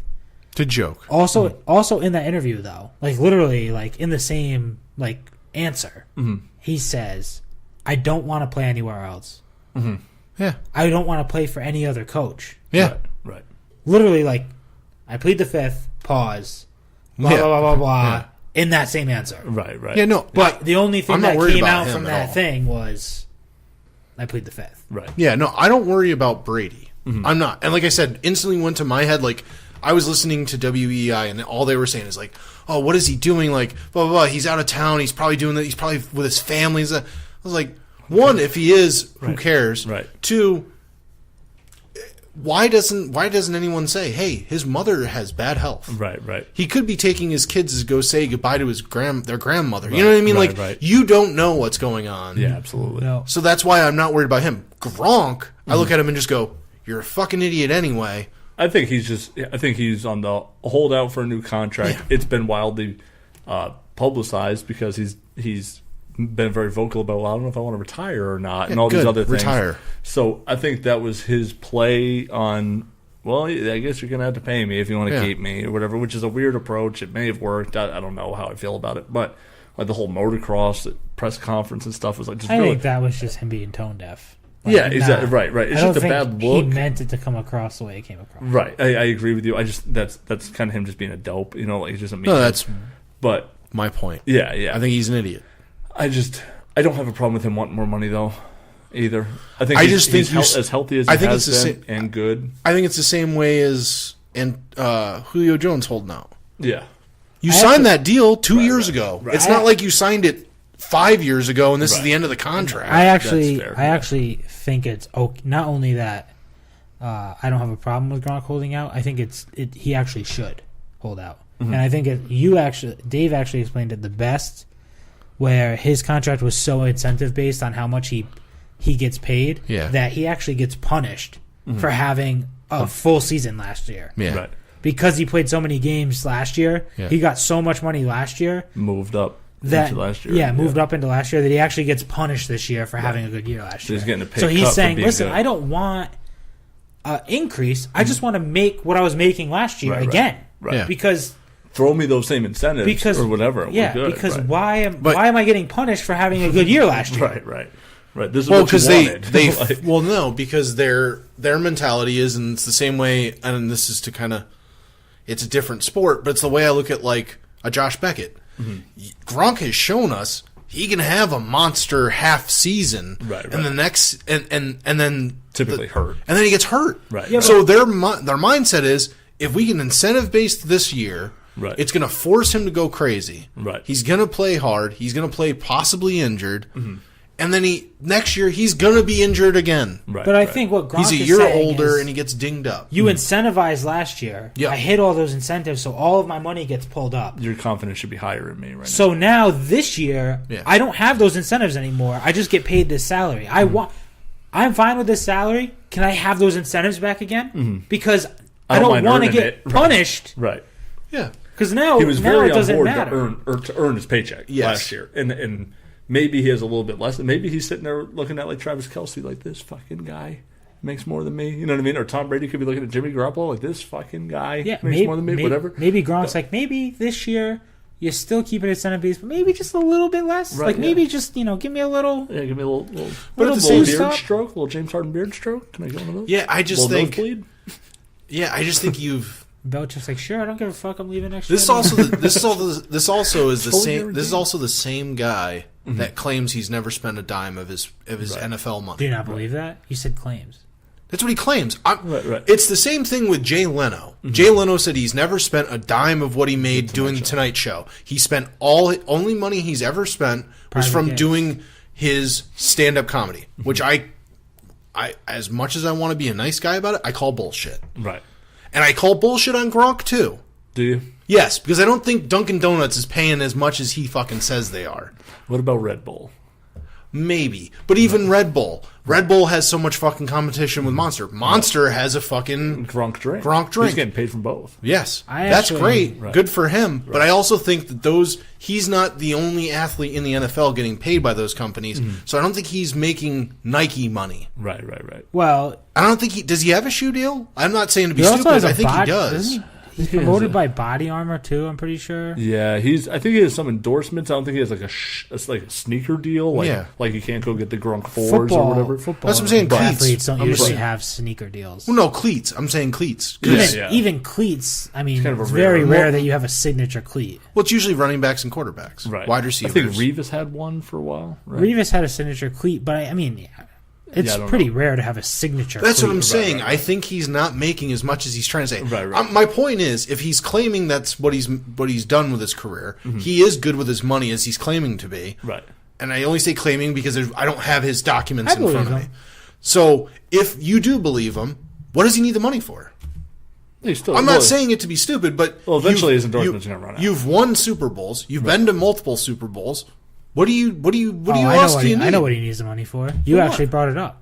Go ahead. Because he's hurt every other year. Right. So how long is his NFL season? Career? No, but my point is, if he's been that good during his career, during the years that you're supposed to be a fucking party animal as he is, right, and he's a fucking alcoholic fiend, right. He just loves to go out there and drink and get fucked up. 28? I think he's older than that. He might be. I think he's almost 30. I think he's 20. I think he's 28. Like, I thought he's right around my age. You could be right. He might. Yeah, he got drafted in what? 08? He's 29. He's 29. He's almost 30. He just turned 29 last week. I'm just saying, how much he's you in those years. Gronk is not playing football past 32. No, that's my point. My point is. So wouldn't you want to make more money? But my point is, if he sees that, if he's saying he's thinking about retiring anyway, right? Hypothetically, he's already thrown out. He can be a WWE superstar. Right. He can do movies. Well, that's a good point. My point is, if he's claiming that there's a career after the NFL, this shouldn't be all your eggs in this basket anyway. You should say, okay, yeah, and next year when my contract's up, I'll just fucking walk away and I'll make my money elsewhere. And it's not as physically demanding, especially acting. Right. I mean, granted, he's going to have to do more at probably, but he can do a John Cena role in a movie. Right. Yeah, I don't think he has as much charisma in front of a camera as John Cena does. But what you're saying is he could go do acting, so why not just take what the salary he's given? My point is, you signed that deal. You said, okay, I'll take it. You do it till your contract runs out, and then just go, I want to retire anyway. Yeah, and I haven't spent a dime that you've given me. But if you can get an extra $1 million or $2 million, why wouldn't you? I understand the philosophy of this is America. Yeah. Get as much money as you can now because you don't know when you're going to get more. But as you're saying, he's making all these endorsements off the field. Right. The on-field money doesn't mean as much. Yeah, it's not only that, though. It's I get hurt every other year, and you guys want me to come back. So I could go do movies and make this much money. How about you make it worth my while to come back? Right. Yeah, but if you're claiming you love your quarterback, and my point is, and this is probably where okay, I'm the asshole that says this, but you signed that contract. Right. You're a grown ass adult that I think your father or your mother or somebody in your family members is your agent, right? Or who's his agent? I know his family was heavily involved in these contracts. Yeah. His family's really involved. I think he has an actual. Doesn't he have what's his name? Boris, right? Boris. I think so. Anyway, right? My point is, he a football guy? Boris? No, not Boris. The other football guy. Yeah, forgot his name. Yeah. But Rosenhaus? No, yeah, maybe it's Rosenhaus. Yeah, I don't know. No, Rosenhaus. But my point is, he's done everything you need to as a football player, really, if you think about it. He's won a chip. He's won a championship. He's been to multiple. And he's dinged up every year. He keeps saying he doesn't really know if he wants to keep playing. So then don't. That's my point. You're a grown-ass adult. You signed the contract. He's making more money than he's ever going to make doing every average day Joe's fucking job. He didn't. Did he graduate from college? I thought he left a year early. Probably left a year early. I guess. My point is, you're not going to segue into a fucking career doing something else that's going to... He can make more money doing other things. Guy. He's a Hollywood guy anyway. He wants to fit into that. My point is, who cares? If you signed it, you're an adult. You signed it as an adult. It's not like you signed it when you were 21 coming out of college. You signed it at 25, 26. You're turning 30. You're a grown-ass adult. You haven't spent any of your money anyway. You don't need it. If you love playing football, play football. You signed that deal. You signed it. You're an adult. Because his value is higher now. So is Julio Jones, but you signed that contract 2 years ago. Yeah, but that's not my fault that the cap went up. Yeah. It's not my fault. You signed it knowing that. Right. Yeah, contracts have power because if you break a contract, there's a penalty. Yes. There's no penalty to Gronk because he just retires. There's a penalty to Julio Jones because he can't retire because he can't do anything else. Because Gronk can. So Gronk can say, but that's my value is higher, and the penalty for me breaking this contract is nothing. So I can leverage my value on you, and you have to pay me. Julio Jones can't because every moment he sits out, he has to pay money to the Falcons. But I also think But I think also Julio Jones is also one of those guys that does have a cleat deal. Like he has made money off. I guarantee that Gronk makes more money than Julio. I'm sure he does. I'm sure he does because he's been playing longer. Yeah, Julio Jones throughout his entire career probably won't make as much money as Gronk will. Off the field? Or you mean altogether or just contracts? Purely contracts, I think Julio Jones will. Yeah, every football contract Julio Jones will sign will be bigger than Gronk's, and I don't think he'll make nearly as much money as Gronk will. That's interesting. I don't really know enough about but Julio Jones is not... No, I'm just saying... He's not marketable... Well, he's marketable in like Atlanta. In an NFL stance. But Gronk's off the field stuff is much higher. Right. Gronk is he's like walking Barstool. He's a very public figure. That's who he's going to get a job from. Yeah, really. He won't sign with Barstool. You know this though? No. He's gonna do movies or but I think he's gonna do he's gonna sign one-offs for them. He is like the epitome of Saturdays are for the boys. You'll see him he'll show up on Saturday Night Live and host it, and he'll do side parts in movies, and he'll sign some kind of weird deal with wrestling where he shows up 3 times a year and makes he's gonna millions of dollars for that. Not to compare him off the field as a person, but he's gonna be very much a O.J. Simpson. Great NFL player. Segued in Hernandez or Rob Gronkowski? No. But segues into it segues into something off the field. Yeah. You know what I mean? Like that's everybody talks about how he was kind of the guy that you would always see at like parties and this. I think that's Gronk. Right? Yeah. Gronk's gonna be pushing Skechers shoes when he's like 65. He's gonna be like Dan Marino. Yeah. No, totally. He'll also. I just think my point is you signed it not that many years ago. Right. You agreed to this deal. That's the grown adult. I've said that a million times. Yeah, we've had this argument before where it's the dark side of morality of business. Yeah. And it's like, well, it's a smarter business move because for Gronk. To try. Yes, right. I get it. But it's just it's a shitty moral thing to do. Like, dude, you said you were going to play for this. Yeah. Then play for that. You know what I mean? So it's like. It's kind of you bet on yourself for that season to be healthy. Right. You hit all those incentives. Mm-hmm. We still didn't win the fucking Super Bowl. Right. Why should I pay you? I just don't. He played good. Don't get me wrong. I'm not saying he didn't play. That's why you should pay it. My only inverse or my only argument to that, because that's just your personal opinion. I can't fight your opinion. Yeah. But just with this information, I'm interested to see what you think. Players get their contracts ripped up all the time by owners. Yeah. Why are they not held to the same standard? No. I disagree with how that's handled. Mm-hmm. Okay. But every other league except for the football league, they're fully guaranteed. They're guaranteed. Right. And we talk about fucking Pablo. Mm-hmm.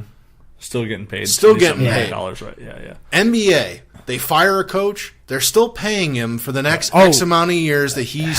That's what's even more fucked up about football. The coaches' contracts most of the time are guaranteed contracts. Oh yeah. So, right, it's an expense from the franchise. So coaches, they get fired, they still get paid. Yeah. Right. Granted, they make like a quarter of what a player makes. Yeah, but still, even if it hypothetically, $2 million. Jeff Fisher is still getting paid. Jeff Fisher is still getting paid by the Rams. Yeah. But that's my point. That's another guy that just journeyman, gotten a job everywhere. Dude, Jeff Fisher has made so much money. Yeah. Right. Oh, wild amount of money. Yeah. For a guy that's won like 9 games twice. He gets fired, has 2 years left He's made it to 1 Super Bowl. Yeah. He gets fired, has 2 years left on his deal, gets hired by another team. Right. Yeah, so now he's getting a contract from you. Right. And he's getting paid by another team. He's getting twice the contract. Who's the coach of the Jaguars now? The guy Del Rio? Nope. No. Doug Marrone. Oh, there you go. Was the coach at Buffalo? Yeah. He took a year off, got paid by Buffalo. Right. That whole year. Right. became the coach of the Jaguars. Then became the coach of the Jaguars. Right. So he didn't work for a year. That's crazy. Still got paid by the Bills. Right. Now he's a coach. Just so we're not like rehashing the same thing. That's my opinion on it. Like like if I signed a 10-year deal worth $100 million, and there's a guy that I outperform every day, and he's getting paid $30 million a year, and I'm only getting paid 10. Right. It's guaranteed money. Right. I'm not gonna fucking cry about it. I signed it. I'm an adult. Right. That's his deal. That team's strapped for cash. I'm not. I don't care. I agree with you to an extent. Yeah. I just think it's really easy to do when the number is that big. For us. Well, yeah. But that's my point. But I could see how it's really annoying to be a better person at your job and get paid less money. And I agree with that. Right. But my point is, the difference is, in the real world, eventually that's going to come to a head. Whereas if in the NFL, you're going to age out of the league. Right. You're going to age out. Your abilities are going to downplay. Your injuries are going to play up. Perfect example is Gronk. He's every other year he's not playing a full season. Right. Yeah. I'm not saying that because I think he could be the greatest tight end of all time. Mm-hmm. But he's injury prone. Right. He's not Tony Gonzalez where he plays every single fucking game. Here's his games. Here's his games started, which is weird because in 2014 he had a bunch of games played they didn't start in. Yeah. Wild thing. 14, 6, 15, 10, 6, 11, 16, 11. I'm just saying, like, the proof is there, and he's getting older. And they played in 11 last year? He played in 14. Oh. That was going most recently. I don't disagree with him taking some pounds off, doing the TB12 diet to lessen the stress on his joints that are his problem. He says that catch he made against the Steelers where it was like on his shoelaces. Yeah. He just bent over. He says he never would have been able to do that. See, I think that's bullshit. Because he never practiced on flexibility. So I just think he's such a muscle-bound... Like, I just think he's such a fucking, like... long, lean, pliability. No, I just think his hands are so fucking strong, he could make that catch. Right. He wouldn't have been able to get that low. Because after the game, they were talking to him about it, and he says, I never used to be able to do this. And he just leaned over and touched the floor. Like, completely. And he was like, I never was able to do that before. But here's the thing, not to be stupid, all you have to do is start doing yoga. Right. You know what I mean? Like, right. And I think that's part of the, that's part of the thing is the stretching. But I also think he needs to have some of that. Like, the bulk of him is what makes those defenders bounce off. Right. Doesn't that kind of look into how fucking insane of a person Tom Brady is when we talked about that story about him calling Ichiro? Oh, yeah. Just to be like, hey, dude, what's your stretching thing? Yeah. Yeah. So, just like, to not, like, just totally stand that, did you hear about the NFL kneeling rule? It was decided on today. Stephen by Christina, the owners. Might have a post on the group. Yeah. Waiting, like with his thoughts on this. He messaged me on my way here and said, "Hey, I want to do your show and talk about this." I said, "Well, we're recording in a few minutes. I'm sorry," or whatever. He's like, "Shit." So he might have some commentary also. Yeah, check that out. But I genuinely think it's a smart idea. What's the official rule? All right, so the rule is basically you can stay in the locker room. But if you come on the sidelines and you kneel during the national anthem, your team will be fined. Not you directly. Your team will be fined. And then this is where I extremely disagree with the rule. This is the part where I'm like, okay, you lost me. Is where they leave it up to the home team to decide whether it should be a 15-yard penalty or not. Oh, they kept that in. I know they talked How about that. fucking stupid is that? That's the worst thing. That's the worst fucking thing. I just think you don't film it. Don't put it on fucking TV. Right. And if you don't want to come out and you don't want to deal with the national anthem, stay in the fucking locker room. How hard is that? I think it's worse to, just my personal take here, I think it's worse to force people to not be able to protest publicly. I think the issue was like the owners. No, I totally agree. I think the NFL looks at it as You're losing us money. Right. Oh, no, of course. It's a complete owner's gentleman's They are. They agreement. weren't. Right. They weren't. They did not. I guess the Players Association put out a statement saying they were not consulted at all for this role. Right. Yeah. The owners met and decided. Yeah. And one owner said that I don't think it's. he didn't answer the question. He wouldn't vote on it. I don't think offering them to stay in the locker room was never the point. Like the point is that they don't. The point isn't that they don't want to go out there and not stand for the national anthem. They're not standing so that you can see them. That's the whole point. Right. Yeah. No, but here's my point. Mm-hmm. Everything due to all this. Yeah. And this is what they tried to talk about on all the ESPN shows, and it always gets lost in the fucking jumble. Right. And they always try to put like Stephen A. or, lack of a better word, any African American broadcaster or whomever to talk about it. Yeah. The thing that gets lost in it is what the issue is. Right, of course, yeah. But the one thing that they did say is since this has started, the percentage of unarmed African American males has gone down, being gunned down by police. All that tells me is if you have a gun, they're going to shoot you. Whether you're black, white, you know what I mean? Like, but what gets lost in it is the real reason why they're kneeling. That's my point. This is why I think it's stupid at this point. So would you say it's been a successful protest? Do I think it's been successful? No. If the percentage of African Americans, unarmed African Americans, has gone down since the I think it's put enough heat on the police, but as a public, the police department's a different thing. Right. But as public people, I'll throw it out there, my fucking mom. Like, she thought it was extremely disrespectful to the flag, and loses the idea of what it's supposed to be about. I think it's effective as part of an overall. It's like an overall consciousness thing that we're more aware of police killings or police shootings, in general now. Yeah, it was never talked about. Like we're probably overly informed. Okay, so now it's almost talked about daily. Now it's like. Yeah, but here's so far the other way. Yeah. No, but I was going to say, I think the way the climate is now anyway, you can't do anything. Like, I think, I do agree with the fact that, like, my brother today, I'm not going to say his name or anything or whatever. You know my name, but you don't need to know his. But he met our vice president today. Because he came in. Right.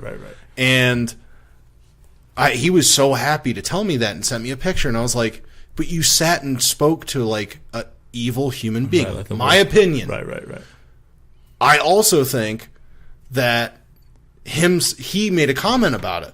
I think he said like, we won this one or something like that. Like, the conversation is not about the fucking problem. It's about him. It's about this. It's about not kneeling. That's why I think it's an unsuccessful one, because it eventually doesn't become about the problem anymore. Right. It becomes about Kaepernick getting a job. I agree with you that it transformed into something else. But the original protest worked. Yeah, if there's less killings, it worked in that aspect. The original idea of what Colin Kaepernick, what it transformed into, disregard that. Yeah, you can't help that. The original thing that he was trying to do worked because it is a thing that is in the consciousness of everyday Americans. Yeah. Now. Yeah. When before it wasn't as, which I think that's why I say it's part of it. Yeah. It was part of it. There was like the advent of social media and people videoing interactions with police and all that stuff. Right. Yeah. All of that is something new, along with this, along with some other a social statement. So I mean, I think the NFL tried to like ride the line on this one and they fucked up. I think they made it worse. If you don't want people to protest the national anthem, literally dock the other team points or give the other team. See, I don't like that either. No, because you have to either go way too hard on it and stop it, because no one will kneel. The NBA fines. Now, they don't really have an issue with it. They also don't normally telecast the national anthem. But there's a fine to the player. NFL doesn't anymore. There's a fine? They do. Fine to the player. They do commercials to the NBA? To the player in the NBA. Yeah. Yeah, Because their rules, they addressed it this year before the season started, and there was all the NFL controversy. I'm surprised that's the stance the NBA. So they said just if you kneel, if you disrespect, or if it's considered. Yeah. If you sit during it or anything, they'll be fine. It's probably $5,000 or something. And someone's like, yeah, whatever, I'll pay that. That's fine. You know what I mean? Like I don't care. No one's done it though. It's not that you know of, no, right? Because it hasn't been a story, but they just also don't broadcast it. So they may just have like the whole like hush hush, everything's buried here. We don't talk about it. But I think that's the way to do it. I don't think you couldn't apply a technical. Yeah, you're right because right. There's too many guy in hockey that did it. There's too many cameras. Yeah, there's one. Yeah, it's very hard to kneel on the ice. They've done right. They did, but they're more about the shirts. Yeah. Like hands up, can't breathe. Remember when LeBron had those shirts made, or players around the league were wearing them or whatever? That's kind of like their statement. And you can stand for the national anthem, that's fine. You wear your shirt and everyone's cool. But see, I like that better. Like if as an NFL player, the thing is, you're going at it once again. If they had done it as, hey, they're coming out to do the coin flip, and somebody wants to wear like a shirt or kneel at the coin flip. Whatever. Right, yeah. But it's the point that you went at it from you want to talk about having the eyes on you. Yeah. They put the camera on the coin flip. There's like 3 guys there and they're all kneeling. And they're kneeling. Right. That's like, all right. Yeah, wow, no, but see, I feel that's less disrespectful. It definitely is. Right. No, because it has nothing to do with I think the point is I think especially us as a country and how many fucking like I would say this to not offend anyone, but if they get offended, I'm sorry. I don't want to say the S word to explain soft people in this world, but I will say the word soft. Yeah. There's a lot of soft individuals in this country and this world. Oh, you're going to say snowflake. Yeah, there you go. Gotcha. All right. I thought you meant soft. No, my girlfriend gets shithead. No. My girlfriend gets highly offended by that comment. Thing? Yeah. But she also went to art school, so I guess that explains enough there. Snowflakes. Yeah. But you're all special. But my point is, like, she would have loved getting those crayons, man. Oh my god! But my point is, like, there's so many people that are like police of this stuff nowadays. That if you do anything inappropriate, even as a comedian standing on a stage, they get like. That's supposed to be jokes, people. Right. He's up there to make you laugh. Even if he says something that's a little bit shocking, that's his job. Right. The point is the NFL players don't get paid to go out there and, lack of a better word, because of this is how people individually, like people that are highly against this, making a mockery of a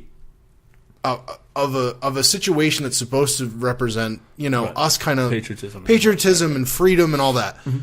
You want to do it during the coin flip, or you want to do it basically after the game every time they interview you. Right. You want to talk about that and not the game. Fuck it. Good. All you have to do is you have to talk to the media. You don't have to answer their questions. Right. Just say that shit. If LeBron every time after the game, instead of talking about playing basketball and going, oh, I won't catch any sleep because if you don't talk to Kevin Love. Right. Instead of that, he wanted to talk about. Did you say that? Yeah, I didn't say that. You didn't hear that? That was in my. That was in my clip. Game too, that was in my clip. Are you worried? No. Are you worried? And he was like, "No, the only thing that's going to make me lose sleep.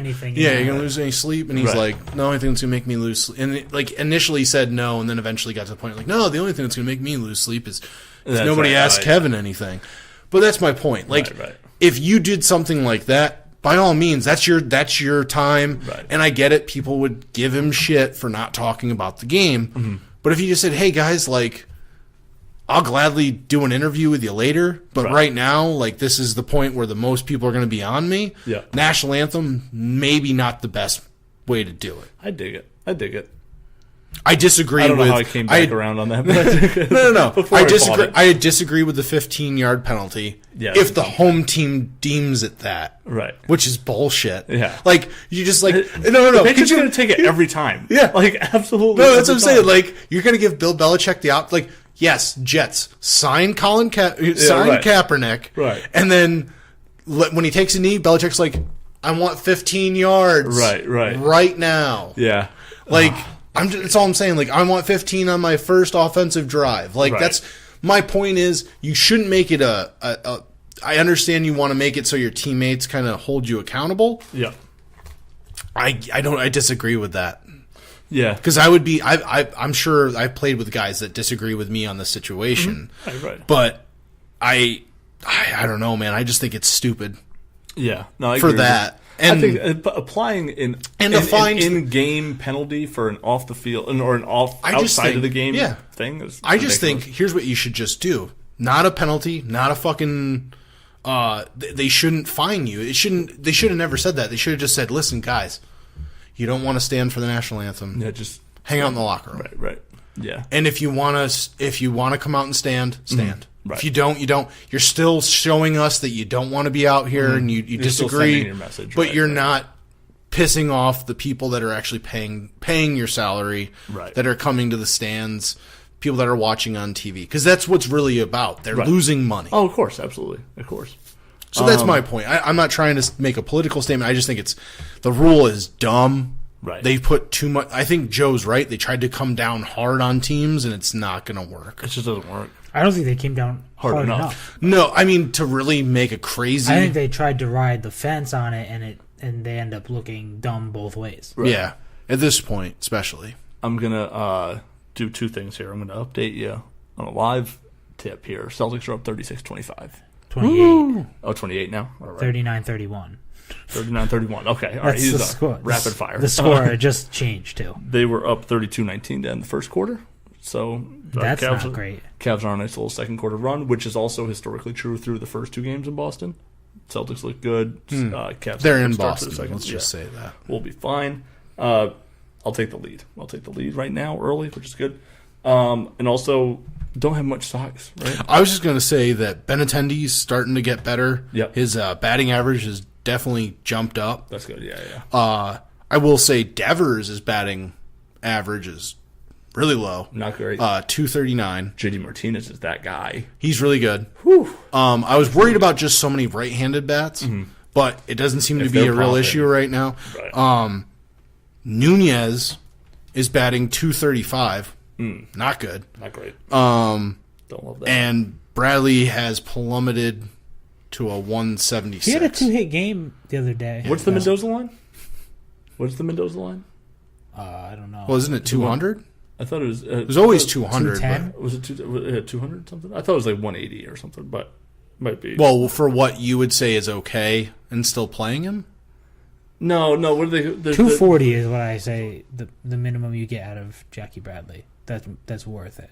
What was it? 270. 240. 240. Yeah, I'm kind of around there with you. So he's batting 176. Yeah, so that's way below that. Don't love that. What I will say, you know what I do love? What's that? Mookie Betts. Mookie Betts is batting a 368. He is the best player in baseball. It's not a joke. It's not a. He's legit. Weird. And Chris Sale, 5-1, a 2.17 ERA. Yep. And 96 strikeouts. Chris Sale, by the way, this is a crazy stat. And they have a half game lead as of Wednesday. Someone looked at. I came into work one day, I think a couple weeks ago, and a Yankee fan chirped me and said, "Hey, I think Severino is a better pitcher than Chris Sale. I think he's going to win Cy Young. Severino is going to win American League Cy Young." So I looked up the stats, and they are very similar. Yeah. Severino is like a smidge better in ERA, a smidge better in WHIP. He has 2 more wins, but they both only have 1 loss. Right? Yeah. But Chris Sale has 20 more strikeouts. Oh, okay. Yep. And it also showed like their career numbers. Yeah. Chris Sale has a sub-3 career ERA. That's cold. Yeah. That's real cold. That's dope. That is very low. Yeah, that's for good. an entire career of that's baseball. Really good. That's really good. Sub-3. Wow. Insane. I like that. Porcello's probably going to win Cy Young. Again, you think? What is he, like fucking 7-1 or something? Yeah, but he's had a couple bad outings the last couple times. Yeah. I think what's his name supposed to be starting tonight or tomorrow? Price. Yeah, well, he had a He's monster like 4 start. 4. He had such Price a big start. had a really good start. That complete game, fucking 5-2. He gave up like a 2-run home run in the 9th, but complete start, like 86 pitches or something too. Yeah. Trade him high. Trade him now. I saw someone posted was it John Smoltz One of the old pitchers. Yeah. I think it was Tom Glavine. Is it Maddox or Glavine? Tom Maddox? Yeah. No. Greg Maddox. Greg Maddox? Yeah, Greg Maddox. I combined them. Jesus. Yeah. Greg Glavine. Greg Maddox, one of the greatest pitchers of all time. Tom Maddox. Yeah, like 74 pitches. 74 pitch complete I saw game. that same thing. It's crazy. You know how fast he threw a fastball? Like 90? No. Not even. Like 85. Ugh, jeez. And remember that Atlanta Braves pitching staff though, when they were all on it? yeah, Tom Smoltz, Greg Glavine, Maddox. John Smoltz. Tom Maddox, Greg Glavine, yeah. No, I was saying Maddox, Maddox, John Smoltz, yeah. Glavine. That was a wild rotation. They also had Chipper Jones. Jones. What's his name was also on that team. Pudge. Yeah, I think Did they win a World Series ever? Yeah, they won one. They won one. Yeah, Yeah. And that was beat- the thing. and They they should beat have the- won like a bunch. Yeah, but they Right. beat the Yankees. That's what it Right. was. Yeah. Like the big. I think the Yankees beat them Tom twice, Glavine. right? I think so. Yeah, like Greg Glavine probably pitched great. Yeah, fucking Tom Maddox was shut up. Greg Maddox with his. I think he has like, is it 20 Gold Gloves? Yeah, I think he's got like 20 Gold Gloves as a pitcher. He's got the most all time as a pitcher. Oh no, was it Halladay who died in the plane crash? Yes. Yeah. That's true. That's another guy that like end of his career Yeah. just stopped. Yeah. Like fell off. Yeah, that was really weird. Are you ready to wrap the show up? On a morbid note. Yeah. Let's do it. Wrap it up. No. Do you got anything going on? No, I don't have anything yet. Down in Distant Down in Distance is a mythological creature at this point. All right. So I'm not going to plug it. It's just Right. going to show up one day on your feed. I really should have. That was a real awkward start. I should have just started the music and said, "You guys ready to wrap this up?" As the music was playing. Yeah. So you guys ready to wrap it up? Yeah. Okay, so let's wrap it up. And now we are wrapping. Yeah, now we're wrapping it up. I don't have much like state of the network stuff. You know what I mean? So Did you get your second? we had the second box is actually in my car, but we got the free one. I forgot They hooked us up. What is this that you're buying? Is the Munch Pack? Okay, I have a coworker. I have a new coworker. Yeah. At my new job, that has been buying this. I guess box, whatever. It's like every month they send him like Mexican candy, Might be Munch Pack. Yeah. something like that. But they charged him candy for the from all over first the like world. 2 months. Didn't send it to him. He canceled it. Yeah. They sent him one and then charged him again this month. Oh, so he's double like up. freaking out. Yeah, Munch Pack's dope. They gave us our free box. It was huge. I think it was the family one. It was a giant box. We got the first video up that was posted on Monday. Nice. Sounds like a great idea. I wonder who would have thought Yeah, of that. Joe provided the content idea. Munch Pack Mondays. We Genius. real funny story that we'll preview into this is Roxanne, the same woman that screwed up the other boxes. Yeah. She made this box. So I feel like they have one employee. Or they told her like, hey, these guys are ragging on you. You need to. You do should right. actually. Probably You probably don't want to eat those candies. It'd guys. probably get. No, pulled I'm off- just saying. It'd probably get pulled off YouTube, but you should have that be the backing music every yeah. time you open the box. Yeah, just Roxanne. Actually, if you keep it short Well, enough, yeah, under 6 seconds or something. yeah, You're fine. Yeah. every time you. And our thing was our box was packed by. You pulled the little card out and it had the music hit at the same time. So that Cut back. She hooked it up. Was there a blood star? No blood star. There's only one card. Oh, all right. So, So no blood star this on time. Also was like a social media promotional thing, like a little flyer. But we got lollipops from Mexico with the Mexico. lollipop sticks or glow sticks. You can snap them in Yeah. half. What? Yeah. That can't be healthy. Well, I mean it's sealed. It's sealed. That's radiation stuff in there. Good point. It's radiating into your. Hold on. I mean, the same guy that sucks down like 8 fucking Clean Mountain that up. Dews a day. Clean that up. Sucks down what? I knew where he's going. Yeah, a bunch of 8 sodas. Mountain Dews a day. Yeah, That's You know, not where he was this going. guy literally pisses code red. it's true. Yeah. Baja Blast. Ugh. You don't like Baja Not Blast? good. No. Baja Blast not good. It's pretty good. No, it's not. Yeah, it's pretty That's my I like it hard better stance. than that ice stuff. Do you? Yeah. I didn't That's like a the wild ice. move. I didn't like ice or Baja. By Ice the is way, just sprayed with caffeine. I ended up on your Facebook page the other day, and I saw the, which I was wildly shocking that you didn't tag me in it. The video of signs you're a psychopath. Like, oh, don't worry, I wear my socks to bed, and the guy's like, and it goes all black and white. I should have tagged you in that. Should Yeah, tagged that's him funny. and That's MJ. Yeah. Just yeah. signed you're a psychopath. That's when he just rips the bag.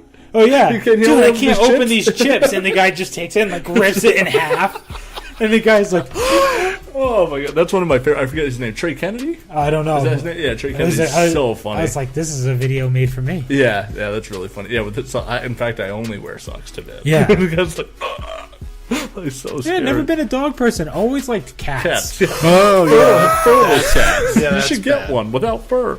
that's bad. Yeah, there's some The crazy. guy's just like, I'm leaving. just like I gotta get out of here. Are you going to go get the furless cat? So yeah, you can go check that out on Indecently Decent YouTube channel. The first video of the new box is up. WCP, where we at? Be out next week. Next week. There he is. Next week. Perfect. Not this weekend. The weekend after. Anyone going out there and having fun? Be safe. Have a great Memorial Day weekend. Absolutely. You know, Good point. I forgot where I was. Like, eat what it day up. it was. Eat it up, people. Get a hot dog. It's not a sandwich. Oh, I wanted to say one more thing. Okay. How That was a wild timing. Yeah, Oh, it's yeah. great. Just- yeah, great like- timing. cut the record.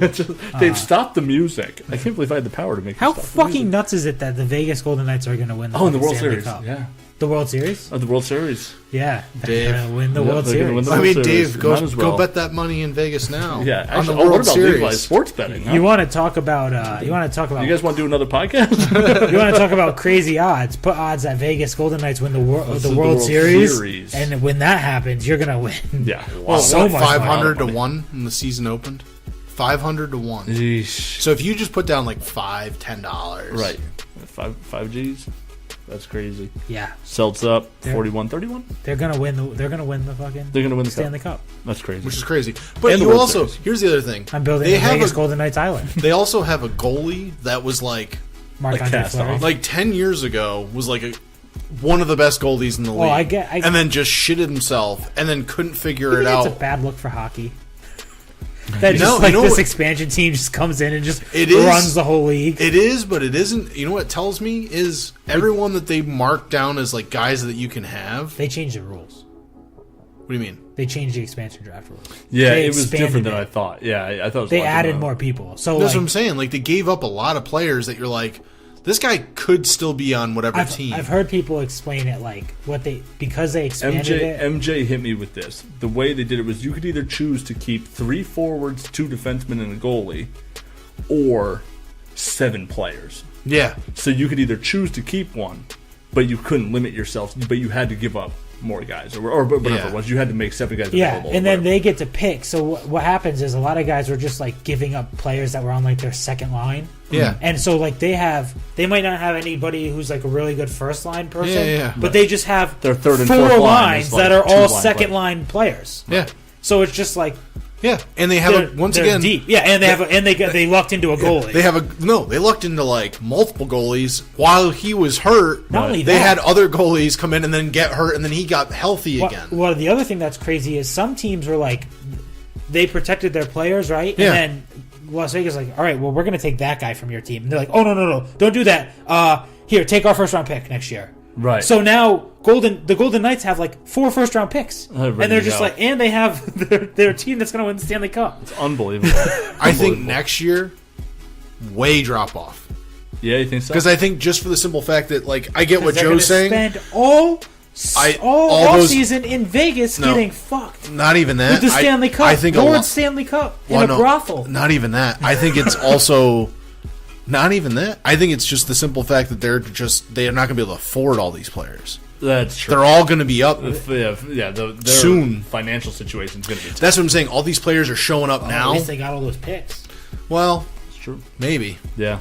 we've But seen yeah, a lot of. because you took the player's contract as is. They're not going to give a fuck when they have Lord Stanley's Cup in Vegas. That's true. That's true. Yeah, that's pretty interesting. What do you think about the legalized sports betting? Can't wait. I don't think it matters really. Yeah, It's good revenue stream. yeah. Bring it on to Foxwoods. They won't be able to do it at Mohegan Why not?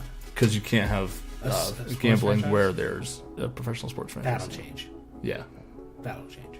yeah. They're gonna They moved the Sun. Do you think they moved the Sun out? They're to like, gonna Get rid of literally. them. No. They're gonna literally allow you to bet.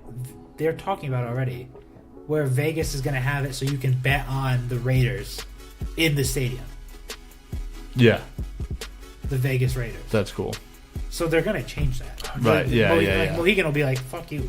Right. Yeah. Yeah. That's true. We're a sovereign nation. We can do whatever the fuck we want. Yeah, right. Yeah. I like that. So yeah, I guess that does it this week. Let's go Celtics. They're up 47-35 right now. Yep. And they just turned it over. God damn it, Marcus. Turned the ball over. Marcus Morris. And then Marcus Smart. How did he make that shot? That's a wild move. Not great radio. So we'll be back next week, hopefully celebrating the Celtics being in the NBA Finals and a game deep. Let's hope. Schedule-wise. Yeah. So, there it is. we'll do that. Nice off. Aaron's doing a nice little play-by-play here. Nice off the backboard for Marcus Smart. Don't like this. I'm ending the show right now. Mookie Betts and JD Martinez are going to be. MLB. Yeah, they're going to be participating in the home run derby this year. Co-MVPs. Oh, nice. Also co-MVPs. No, they're gonna That's gonna both ruin their participate swings. in the home They're run derby. They're going to be toast. Fuck. That's going to ruin We're their swings. fucked. We're fucked. That's it. That's going to ruin their swings. Yep. All right. Third time's a charm. Shut this damn show off. All right. Shut it off now. Good night, ladies and gentlemen. Shut it off. Shut it off. Okay, all right. Shut it, Jesus, Dave. Dave, turn it off. All right, see what they did there. I just Turned off my mic. turned their mics off. I can do what I want.